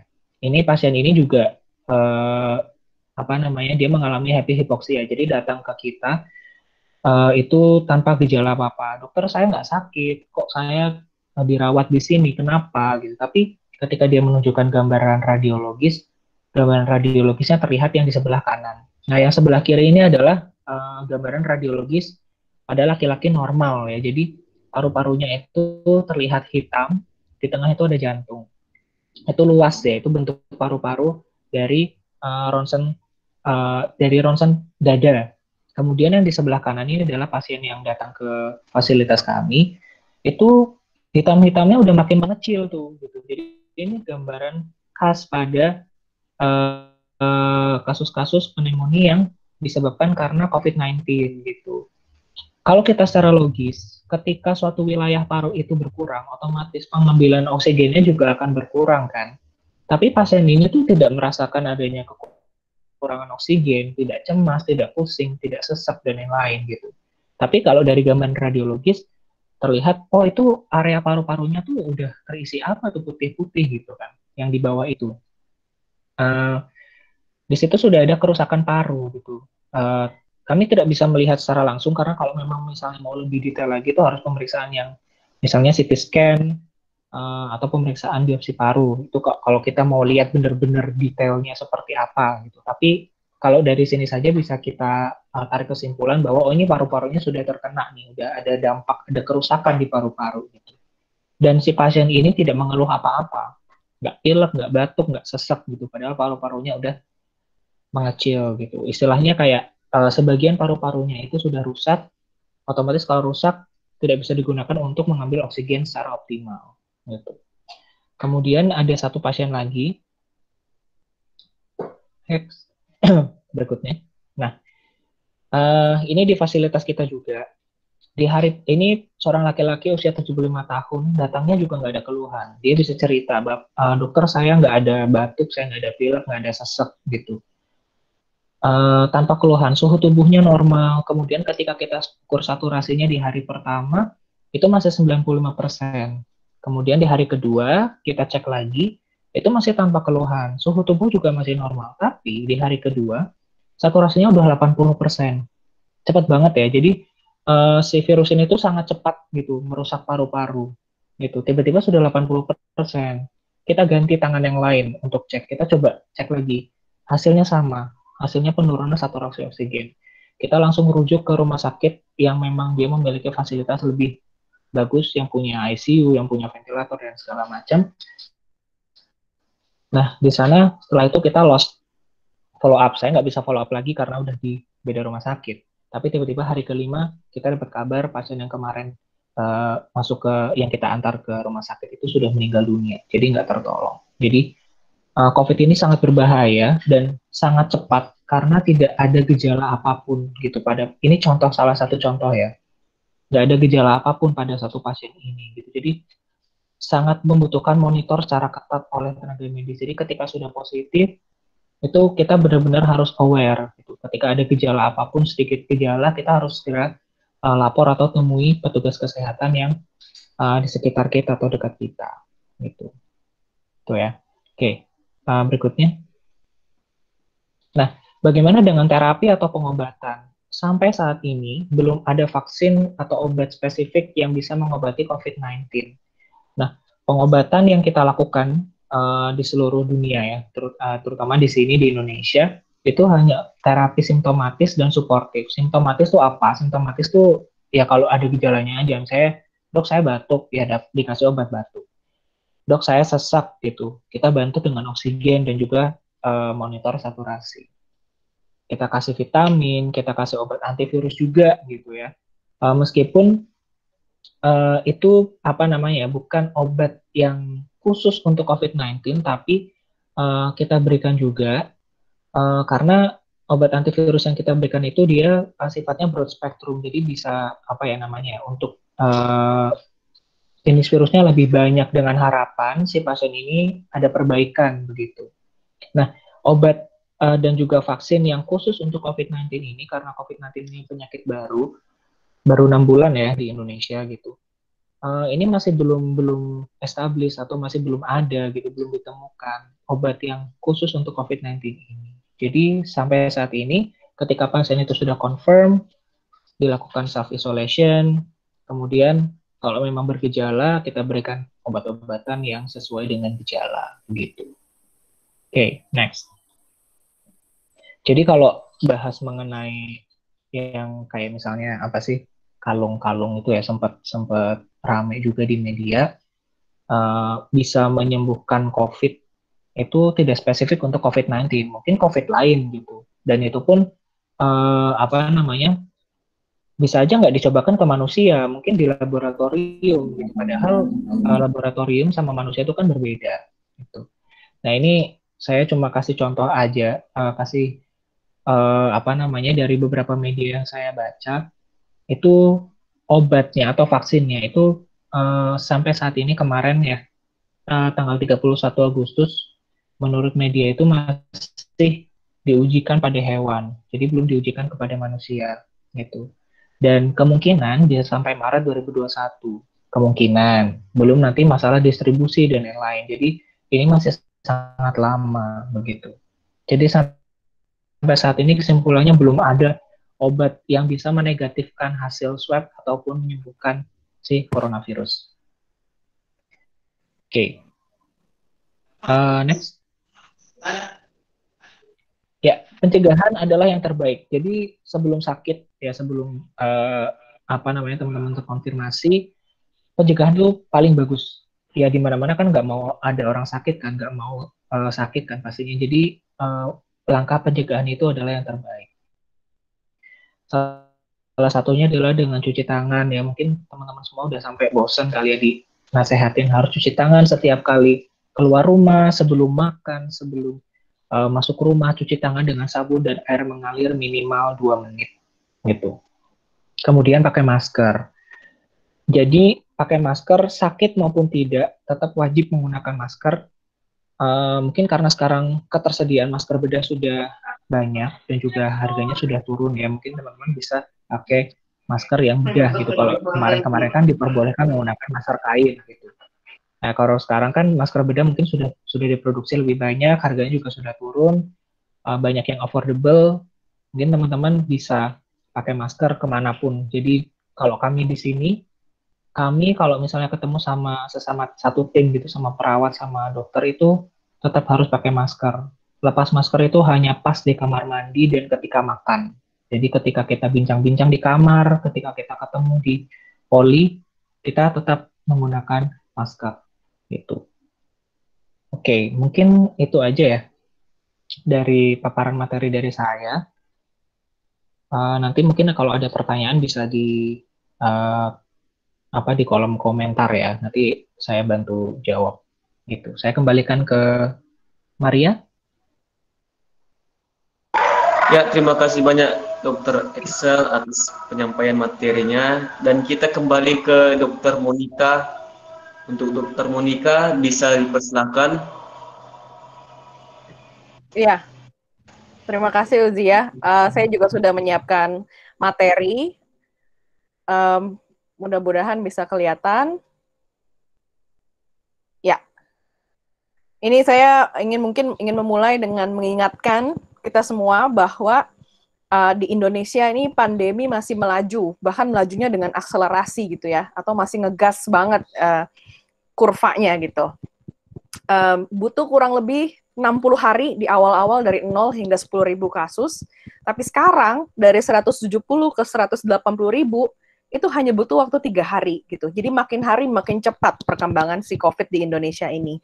Oleh karena itu kita tidak boleh lengah. Nah, berikutnya ada yang nanya kemarin, berapa lama sih prediksinya keberlangsungan COVID-19 ini? Jadi, banyak ilmuwan dari penyakit infeksi begitu ya, memperkirakan dari pandemi-pandemi yang sebelumnya, pandemi influenza yang sebelumnya, kemungkinan COVID akan ada bersama-sama kita selama 18 sampai 24 bulan.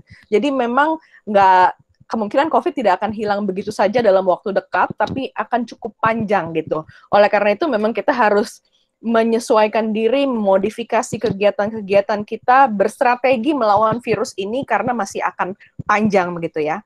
Tadi Dr.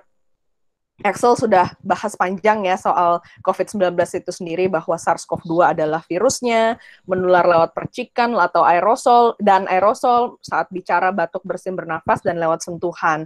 Mereka yang pakai masker lebih terproteksi, mereka yang tidak pakai masker justru bisa menularkan.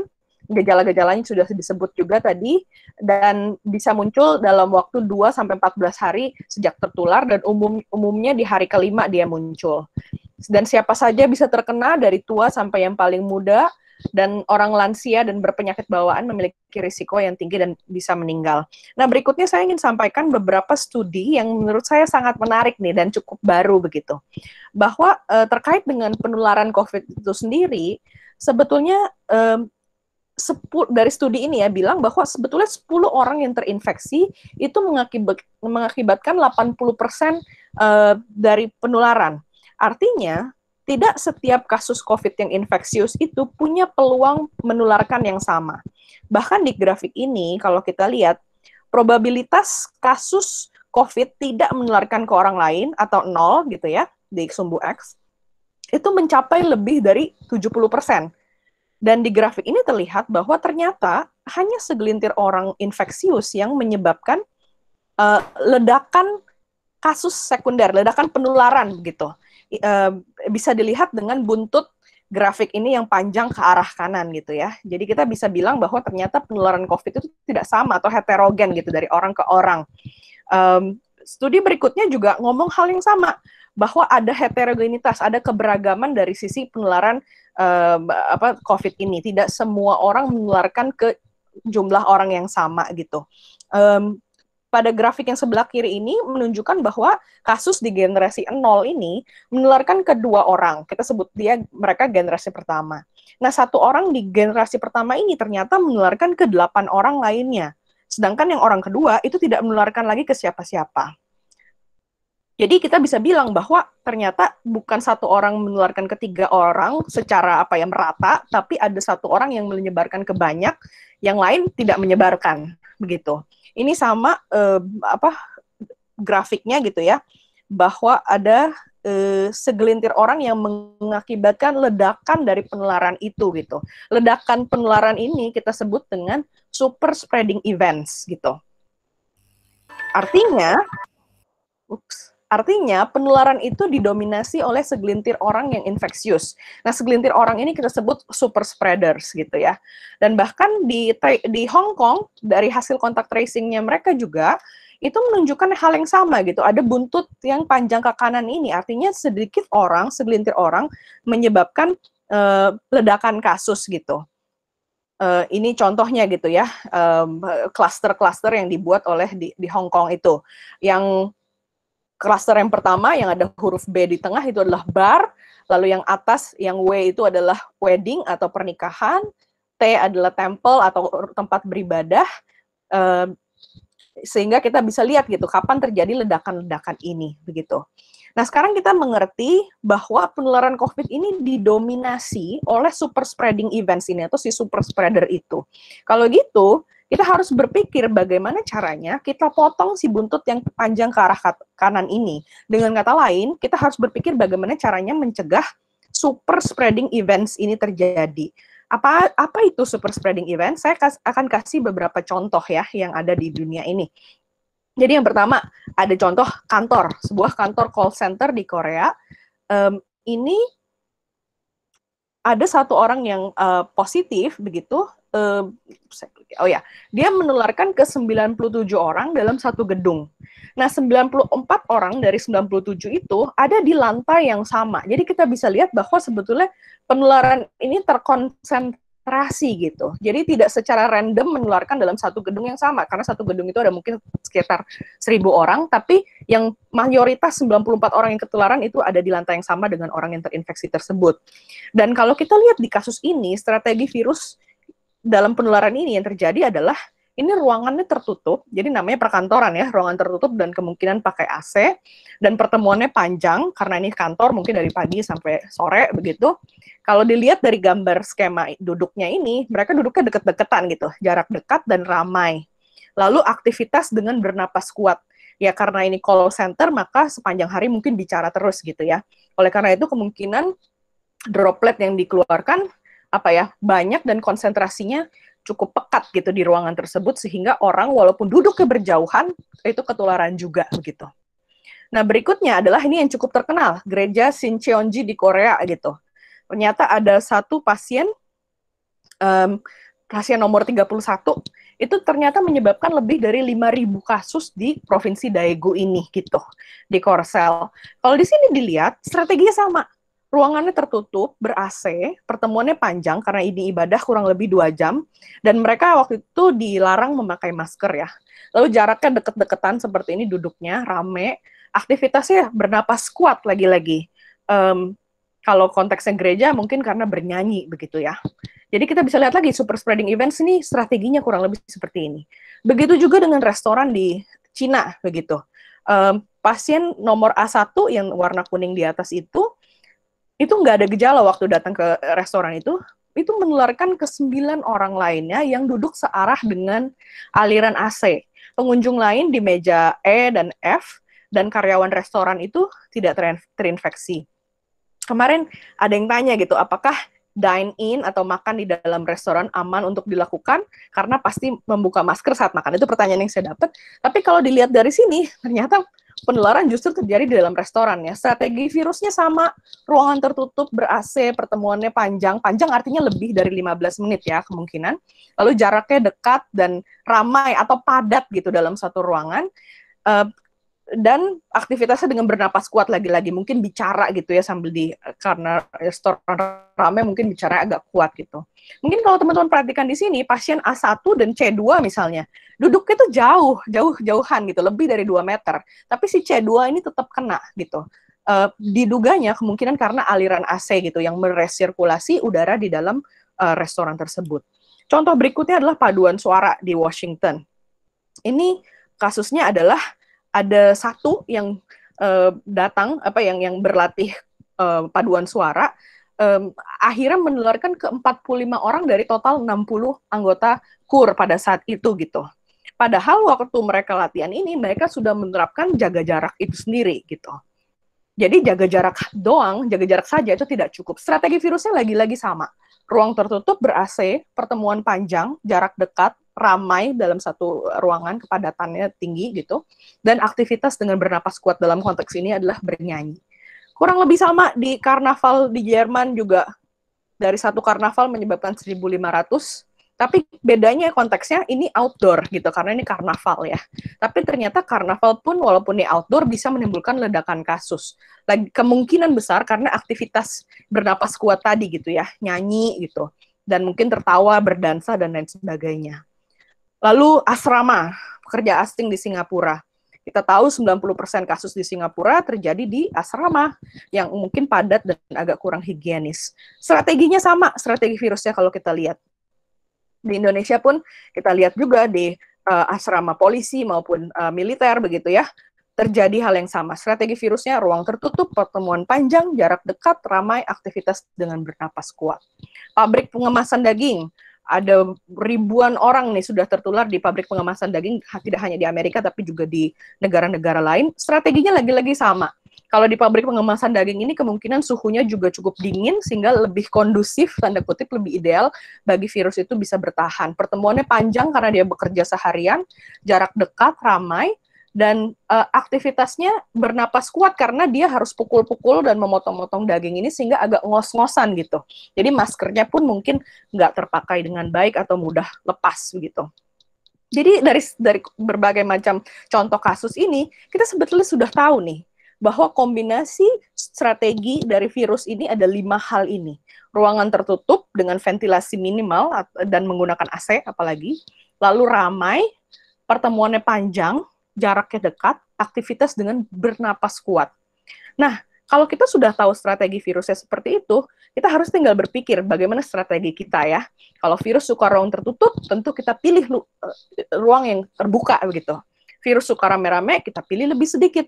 Pertemuan panjang kita lebih singkat gitu. Strategi virus jarak dekat kita buat lebih berjarak. Dan kalau aktivitas dengan bernapas kuat nih keluar banyak droplet, maka strategi kita bagaimana harus lebih bersih dari droplet-droplet ini. Dan yang terakhir lebih waspada. Mungkin saya jelaskan beberapa prakteknya seperti apa. Kalau lebih terbuka, maka pertemuan outdoor atau semi outdoor itu lebih diutamakan. Pertemuan di ruang tertutup dengan ventilasi minimal, apalagi ber-AC itu perlu diminimalkan. Ini contohnya rapat di taman begitu ya. Ruang indoor harus diupayakan memiliki ventilasi yang baik. Jadi buka jendela, buka pintu, pasang exhaust fan, biarkan cahaya matahari masuk, hindari AC sebisa mungkin. Dan lebih sedikit, jadi lebih sedikit lebih baik kalau ada pertemuan fisik, misalnya pertemuan dalam kelompok kecil itu lebih rendah risikonya daripada kelompok besar. Aktivitas dengan bergantian, jadi jangan sekaligus bareng-bareng begitu. Lebih singkat, jika harus ada pertemuan fisik, upayakan sebisa mungkin di bawah 1 jam, yang disebut kontak erat itu sebetulnya di atas 15 menit. Lalu kalau kita mengatur ruangan begitu ya, alur gerak itu kalau bisa dibuat satu arah sehingga mengurangi jumlah dan durasi berpapasan berhadapan muka. Nah, untuk lebih berjarak, belajar, beribadah, bekerja dari rumah tetap diutamakan. Rekonfigurasi ruang diatur sedemikian rupa sehingga bisa mensituasikan jaga jarak 2 meter minimal. Hindari aktivitas atau interaksi yang berhadapan muka dengan muka. Gunakan penghalang fisik seperti face shield atau plexiglass. Upayakan tidak berkontak fisik seperti bersalaman, berpelukan, cepika-cepiki gitu ya. Lalu berikutnya lebih bersih. Lebih bersih ini konteksnya adalah meminimalisir droplet agar tidak tersebar dari orang ke orang. Oleh karena itu wajib memakai masker dengan benar gitu ya. Apalagi di ruang publik atau dalam pertemuan gitu. Hindari aktivitas dengan bernapas kuat. Sedikit bicara itu lebih baik gitu ya. Jadi kalau bisa jangan banyak berbicara. Kalaupun berbicara, bicarakan upayakan setengah suara sambil tetap pakai masker gitu ya. Tempat cuci tangan dan hand sanitizer harus disediakan di mana-mana dan ya kita harus cuci tangan gitu. Penggunaannya bahkan bisa dianjurkan atau diawasi misalnya oleh resepsionis atau satpam. Hindari penggunaan alat bergantian, misalnya alat makan atau teko atau dispenser kalau ini konteksnya kantor ya. Desinfeksi rutin di tempat-tempat yang disentuh oleh publik. Edukasi dan terapkan etiket batuk dan bersin. Kalau pesan makanan di luar, pesan yang panas atau makanannya dipanaskan dulu gitu ya sebelum dimakan. Lebih waspada ini kadang-kadang kita ada pasien yang bergejala, ada yang tidak bergejala, bahkan bisa 30% orang yang tidak menunjukkan gejala dan mereka bisa menularkan. Juga kelompok rentan, lansia, dan penyakit bawaan atau lebih berisiko. Oleh karena itu kita perlu lebih waspada. Jadi semua yang menunjukkan gejala, walaupun gejala ringan, itu harus tinggal di rumah. Jadi jangan ke tempat-tempat publik kalau kita ada gejala gitu ya. Dan kalau sebelum memasuki ruang publik, baiknya ada screening, mungkin yang screening dengan suhu gitu ya. Lalu ini yang dipakai di Jakarta ya, bisa dilakukan pemeriksaan rutin dengan JAK CLM di aplikasi Jaki. Itu untuk memperkirakan kemungkinan seseorang punya COVID atau enggak. Nanti di next slide saya akan jelaskan. Dan yang terakhir, lansia dan orang berpenyakit bawaan tetap bekerja dari rumah. Nah, ini COVID likelihood meter yang tadi saya sebut ada di aplikasi Jaki. Ini intinya adalah kalkulator untuk melihat kemungkinan seseorang terkena COVID atau enggak. Nanti bisa dilihat sendiri di aplikasi Jaki ya di Jakarta. Nanti kalau di Jakarta pemakaiannya seandainya menunjukkan skor di atas 70%, orang itu akan diprioritaskan untuk tes swab gitu. Jadi apa kunci menghadapi pandemi ini? Kemarin ada yang nanya ya, tips agar tetap jaya selama pandemi gitu. Ini saya coba rangkumkan bahwa untuk menang melawan pandemi ini sebetulnya ada 2 pokok utama gitu. Pertama adalah perilaku, yang kedua ada surveillance. Perilaku ini mungkin sudah sering sekali dengar, lakukan 3M, masker, jaga jarak, minimal 2 meter, jauh lebih bagus. Yang ketiga, mencuci tangan. Tadi Dr. Axel sudah jelaskan. Nah, yang berikutnya, ini sangat penting. Dan saya pikir belum banyak dibicarakan. Hindari 3R. Hindari ruangan tertutup yang berventilasi minimal, dan pakai AC, dan segala macam. Intinya hindari ruangan tertutup. Sebisa mungkin kalau mau ada kegiatan gitu, outdoor lebih aman, jauh lebih aman daripada indoor. Yang kedua, hindari ramai-ramai gitu ya. Kalau melihat suatu tempat, suatu lokasi kepadatan orangnya banyak, susah untuk menjaga jarak, itu hindari. Dan yang ketiga adalah hindari rumpi. Namanya rumpi kan biasanya agak lama gitu ya. Rumpi jarak dekat, karena itu sangat bisa kita bertukar udara gitu yang kita hirup dan kita lepaskan antara orang yang berbicara itu.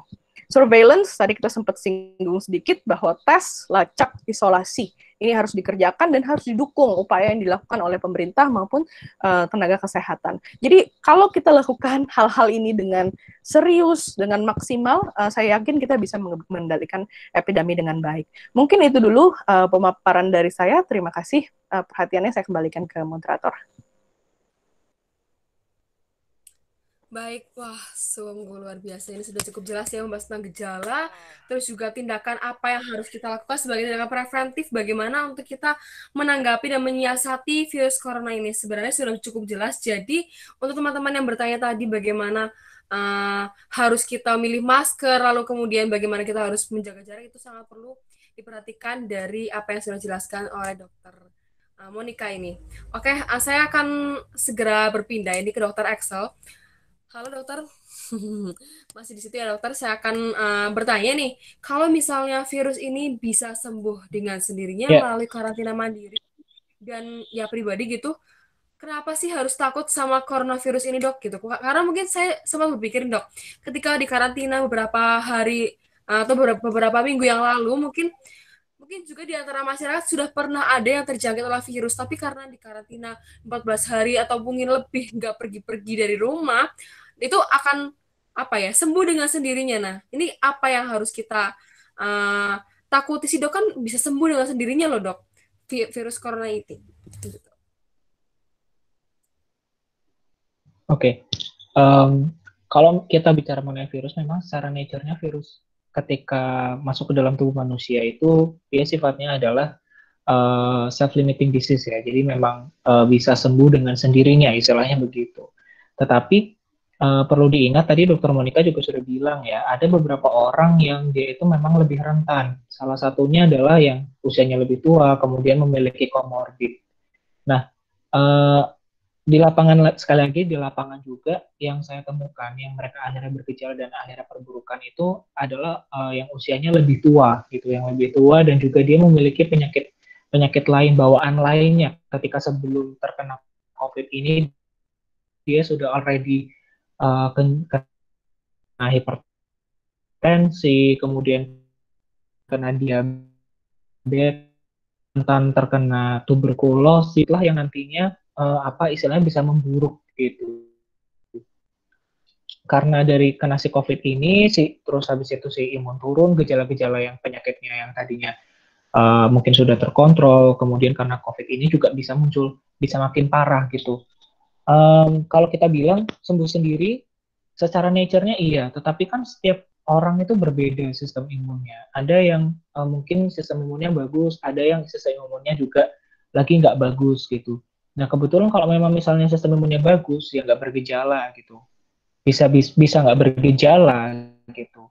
Tapi ketika seorang itu sistem imunnya sedang turun, itu juga bisa menimbulkan gejala dan akhirnya perburukannya itu sangat cepat gitu, tidak main-main gitu. Karena contoh pasien yang tadi saya kasih tahu itu yang usianya laki-laki 75 tahun, di hari pertama dia saturasi oksigennya masih 95.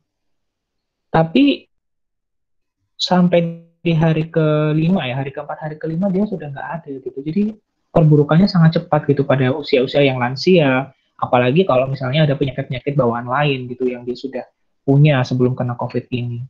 Memang kalau sebagian besar pasien-pasien yang saya temui dan saya rawat di sini itu, yang kami rawat itu memang banyak yang lebih banyak yang sembuh gitu. Puji Tuhannya lebih banyak yang sembuh ya, itu kabar baik ya itu. Tapi tetap harus di jam nggak mengenal hari itu bisa terjadi perburukan dan perburukan itu cepat gitu. Itulah yang kita tahu secara nature virus itu self-limited disease gitu. Jadi sendirinya dia akan hilang sendiri gitu dalam tubuh. Tapi kembali lagi, setiap orang itu berbeda-beda kondisi kesehatannya antara satu pasien dengan yang lain. Bahkan misalnya pasien yang sama-sama punya diabetes pun itu berbeda respon tubuhnya gitu. Mungkin yang satu bisa sembuh nggak ada gejala, yang satu dengan gejala gitu. Jadi kita nggak bisa memastikan kenapa harus takut, Dok. Ya kalau ngomong soal takut ya jangan berlebihan takutnya ya, jangan sampai parno gimana, tapi tetap harus tadi kayak dokter Monica bilang, tetap harus waspada dan menjalani protokol-protokol kesehatan yang berlaku. Gitu, Maria.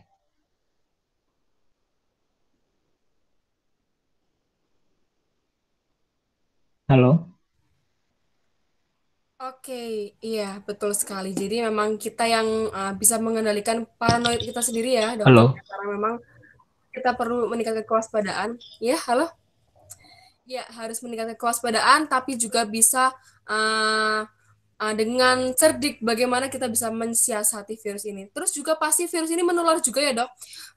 Ke lansia tidak memandang usia, bahkan ke anak-anak juga bisa ya, Dok ya. Bahkan mungkin ibu hamil yang sedang mengandung tuh efeknya ada nggak sih, Dok? Dampaknya ada nggak ya? Iya.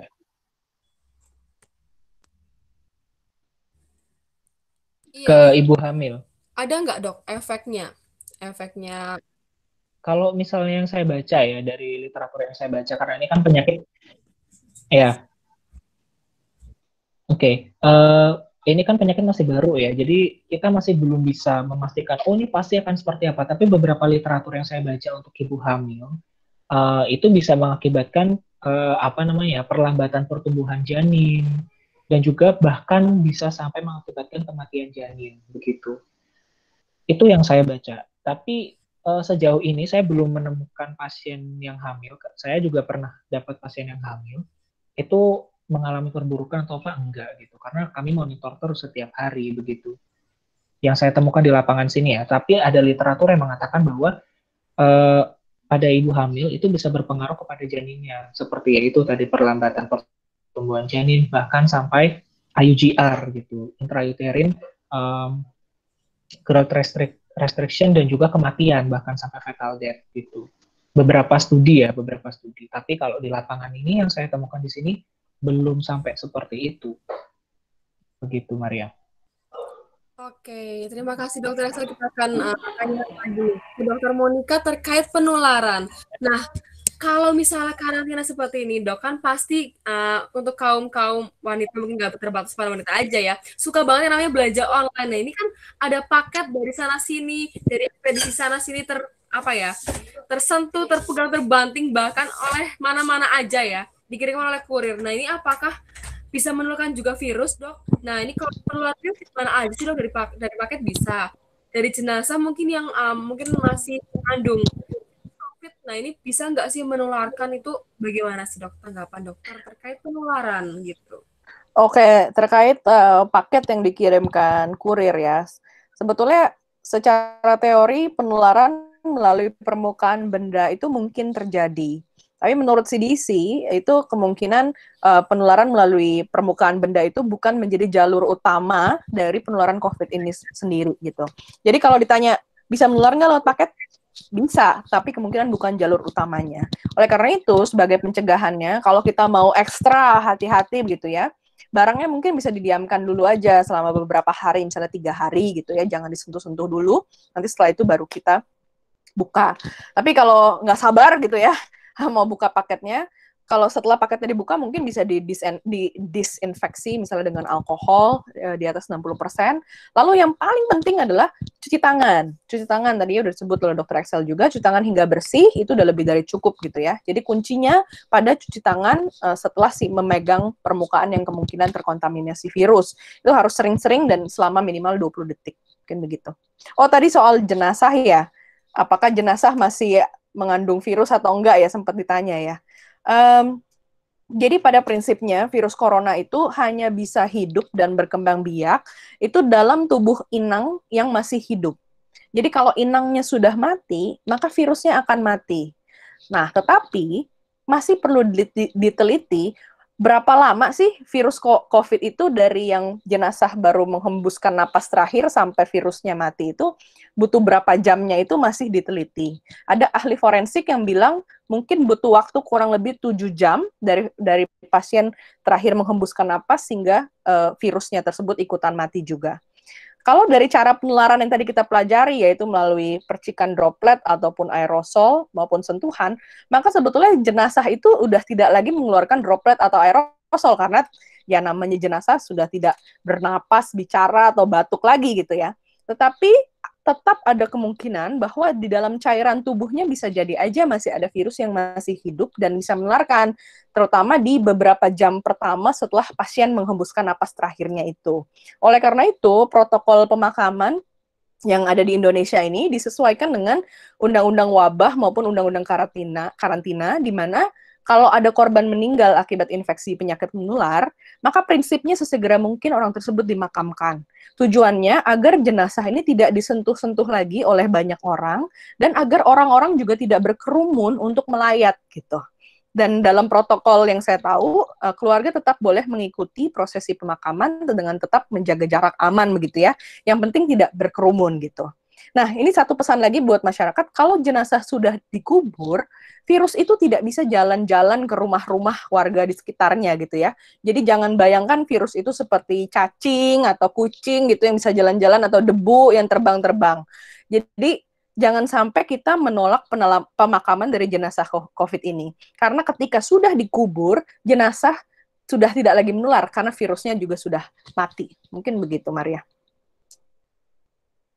Oke, ini cukup memang kontroversial ya dokter ya, apalagi setelah ada berita juga dalam video yang pernah saya lihat bagaimana masyarakat setempat tuh menolak penguburan atau pemakaman dari jenazah yang terinfeksi virus corona ini. Akan sedikit mungkin menyedihkan bagi keluarga si korban juga ya, karena masyarakat yang belum teredukasi. Dan berbahagialah untuk kita semua yang sudah mendengarkan ilmu dan pengetahuan yang sudah cukup jelas rinci mengenai coronavirus ini. Nah, ini pertanyaan terakhir akan saya lontarkan juga kepada kedua dokter kita, Dr. Monica dan Dr. Excel. Sekalipun sudah menjadi pandemi, ini masih banyak aja masyarakat yang di luar sana ya, kecuali kita ya sudah bergabung di sini, yang nggak percaya akan adanya virus ini. Bagaimana seharusnya kita menghadapi orang yang menganggap coronavirus ini adalah sebuah konspirasi? Bagaimana mungkin mengedukasinya ya kita sebagai masyarakat yang sudah mengetahui atau mungkin mempelajari secara singkat mengenai coronavirus ini gitu. Mungkin bisa dimulai dari Dokter Excel, bisa atau Ya, itu juga untuk mengenai masalah ini ya, mengenai masalah orang-orang yang tidak percaya, yang masih percaya dengan kontroversi dan teori-teori konspirasi dan lain-lain kayak gitu ya. Itu juga saya temui di sini juga di fasilitas di sini gitu. Ya, menyikapinya ya kita tetap sebagai seorang tenaga kesehatan, sebagai orang yang lebih lebih paham gitu ya. Otomatis pasti kita akan tetap mengedukasi walaupun orang itu menolak gitu. Kita akan tetap edukasi sebisa mungkin dan kita arahkan gitu. Jadi kita bincang-bincang gitu. Kadang-kadang saya butuh waktu lebih lama gitu untuk satu pasien yang memang benar-benar dia itu sangat tidak percaya gitu. Saya menolak untuk dibawa ke sini gitu karena saya itu nggak sakit nggak apa. Nah itu yang kadang-kadang bikin mereka itu tidak percaya gitu loh. Karena saya nggak demam, saya nggak batuk, saya nggak pilek. Kenapa saya ke sini? Saya tuh nggak sakit. Itu yang tidak bisa mereka terima kayak gitu. Nah, ya kita jelaskan secara perlahan-lahan bahwa virus ini ketika masuk ke dalam tubuh manusia itu bisa bergejala dan tidak bergejala. Nah, Bapak atau Ibu ini adalah salah satu orang yang masuk dalam kasus yang tidak bergejala begitu. Tapi Bapak dan Ibu itu bisa kita arahkan ke situ gitu. Bapak dan Ibu bisa menularkan ke keluarga, bisa ke anak, bisa ke siapapun itu yang ada Bapak dan Ibu temui gitu. Nah, ketika sudah dijelaskan secara perlahan-lahan, sudah kita edukasi gitu, biasanya pasien itu ya sudah mau menerima gitu. Biasanya, cuma kalau memang tidak mau menerima ya itu mungkin kalau saya sendiri ya sudah itu pribadi masing-masing. Yang penting saya juga sudah memberitahu, Saya juga kami dari tenaga medis juga sudah tracing sampai ke rumah dan lain-lain kayak gitu. Ya paling enggak kita arahkan si pasien itu supaya tidak menularkan ke orang lain dengan dikarantina di fasilitas kesehatan yang ada kayak gitu. Paling tidak sampai tahap itu sampai saat ini. Karena merubah pola pikir masyarakat itu sangat sulit ya, Dokter Monica ya. Ini mungkin Dokter Monica yang tugasnya merubah pola pikir masyarakat lebih fokus ke edukasi-edukasi massa itu sangat sulit gitu, tidak mudah gitu, tidak semudah kayak mengobati pasien gitu. Karena menurut saya mengubah pola pikir itu lebih sulit daripada mengobati. Kalau mengobati itu kan sudah pasti ya, kita kasih obat ini, itu hasilnya nanti bisa sembuh. Tapi ketika kita ditugaskan untuk merubah pola pikir masyarakat itu, ya ampun susah sekali. Apalagi orangnya keras kepala gitu. Itu sih. Itu yang biasa saya lakukan gitu. Lebih ke pendekatan. Terima kasih Dr. Axel. Untuk Dr. Monica bisa langsung saja. Itu Maria. Oke. Silakan Dr. Monica. Iya, oke. Jadi sebenarnya sebelum menghadapi orang lain, sebenarnya kita juga sehari-hari dibombardir gitu ya dengan begitu banyak informasi gitu. Kadang kita nggak tahu yang mana yang benar, mana yang enggak gitu ya. Apalagi dengan WhatsApp grup, semua orang bisa kirim apapun gitu. Nah, mungkin saran saya adalah kalau ada klaim-klaim yang bombastis gitu sifatnya, jangan gampang percaya gitu. Ingat bahwa extraordinary claim needs extraordinary evidence. Artinya klaim yang luar biasa butuh bukti yang luar biasa juga. Kalau buktinya nggak jelas, ya jangan ditelan mentah-mentah. Intinya itu. Jadi kalau ada tulisan-tulisan yang kita nggak yakin gitu ya, cari informasi dari sumber-sumber yang terpercaya. Bisa baca dari websitenya WHO misalnya, atau websitenya Kemenkes, Kementerian Kesehatan, CDC, atau bertanya kepada tenaga kesehatan yang sekiranya lebih ahli dalam hal itu. Nah, kalau ketika kita berdiskusi dengan orang yang tidak percaya, misalnya lebih percaya teori konspirasi yang tadi kita bahas di awal, mungkin kita bisa fokus pada fakta-fakta yang dia jabarkan, bedakan yang mana yang fakta, mana yang asumsi, gitu ya, dan perhatikan lompatan dari fakta-fakta tersebut ke kesimpulannya gitu. Kadang-kadang ada fakta-faktanya benar nih, kejadian-kejadiannya benar, tapi kemudian jadi disimpulkannya terlalu jauh, terlalu melompat gitu. Nah, itu kita harus perhatikan dan kita tunjukkan kepada mereka bahwa kamu terlalu jauh loh melompatnya gitu. Fakta tersebut belum berarti dari A belum tentu menjadi B gitu. Bisa aja B disebabkan oleh hal yang lain, disebabkan oleh X, Y, Z gitu. Jadi kita bisa berargumen dalam hal itu. Yang pasti ketika terlibat dalam diskusi itu, jangan kita mengolok-ngolok misalnya tingkat intelijensinya atau sikap moralnya gitu. Orang akan lebih mudah tersinggung dan debatnya akhirnya jadi tidak sehat atau debat kusir. Mungkin itu kali ya saran saya dalam menghadapi teori konspirasi. Oke, baik. Terima kasih untuk Dr. Axel dan Dr. Monica.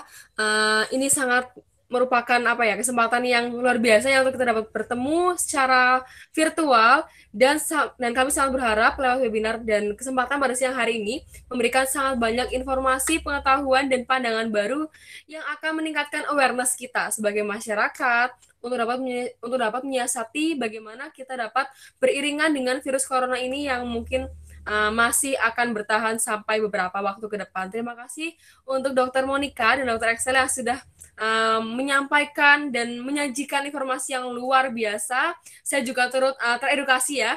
Dan kita sudah sampai di penghujung acara. Saya akan mengembalikan waktu selanjutnya kepada host. Silakan. Baik, terima kasih kepada narasumber Dr. Monica dan Dr. Axel juga ya yang sudah memberikan paparan materi pada siang hari ini. Dan dari seminar di siang hari ini, kesimpulan yang bisa kita ambil adalah karena ini virus baru, jadi dokter dan para ahli pun sama juga kayak kita, masih awam dan harus belajar lagi dan bahkan dari nol juga ya. Dan karena teori konspirasi ini muncul ketika orang-orang panik dan tidak bisa berpikir jernih, ada baiknya juga kita tidak mudah percaya dengan teori-teori konspirasi yang merajalela sekarang, dan tetap juga mematuhi protokol kesehatan agar kita terhindar dari COVID-19 maupun penyakit-penyakit yang lainnya. Oke, terima kasih sekali lagi untuk Dr. Monica dan Dr. Excel yang sudah hadir pada seminar di siang hari ini ya. Terima kasih juga untuk para hadirin dan media yang sudah meliput seminar di hari ini. Untuk press release-nya akan dikirimkan nanti setelah seminar ini selesai. Dan sekarang kita akan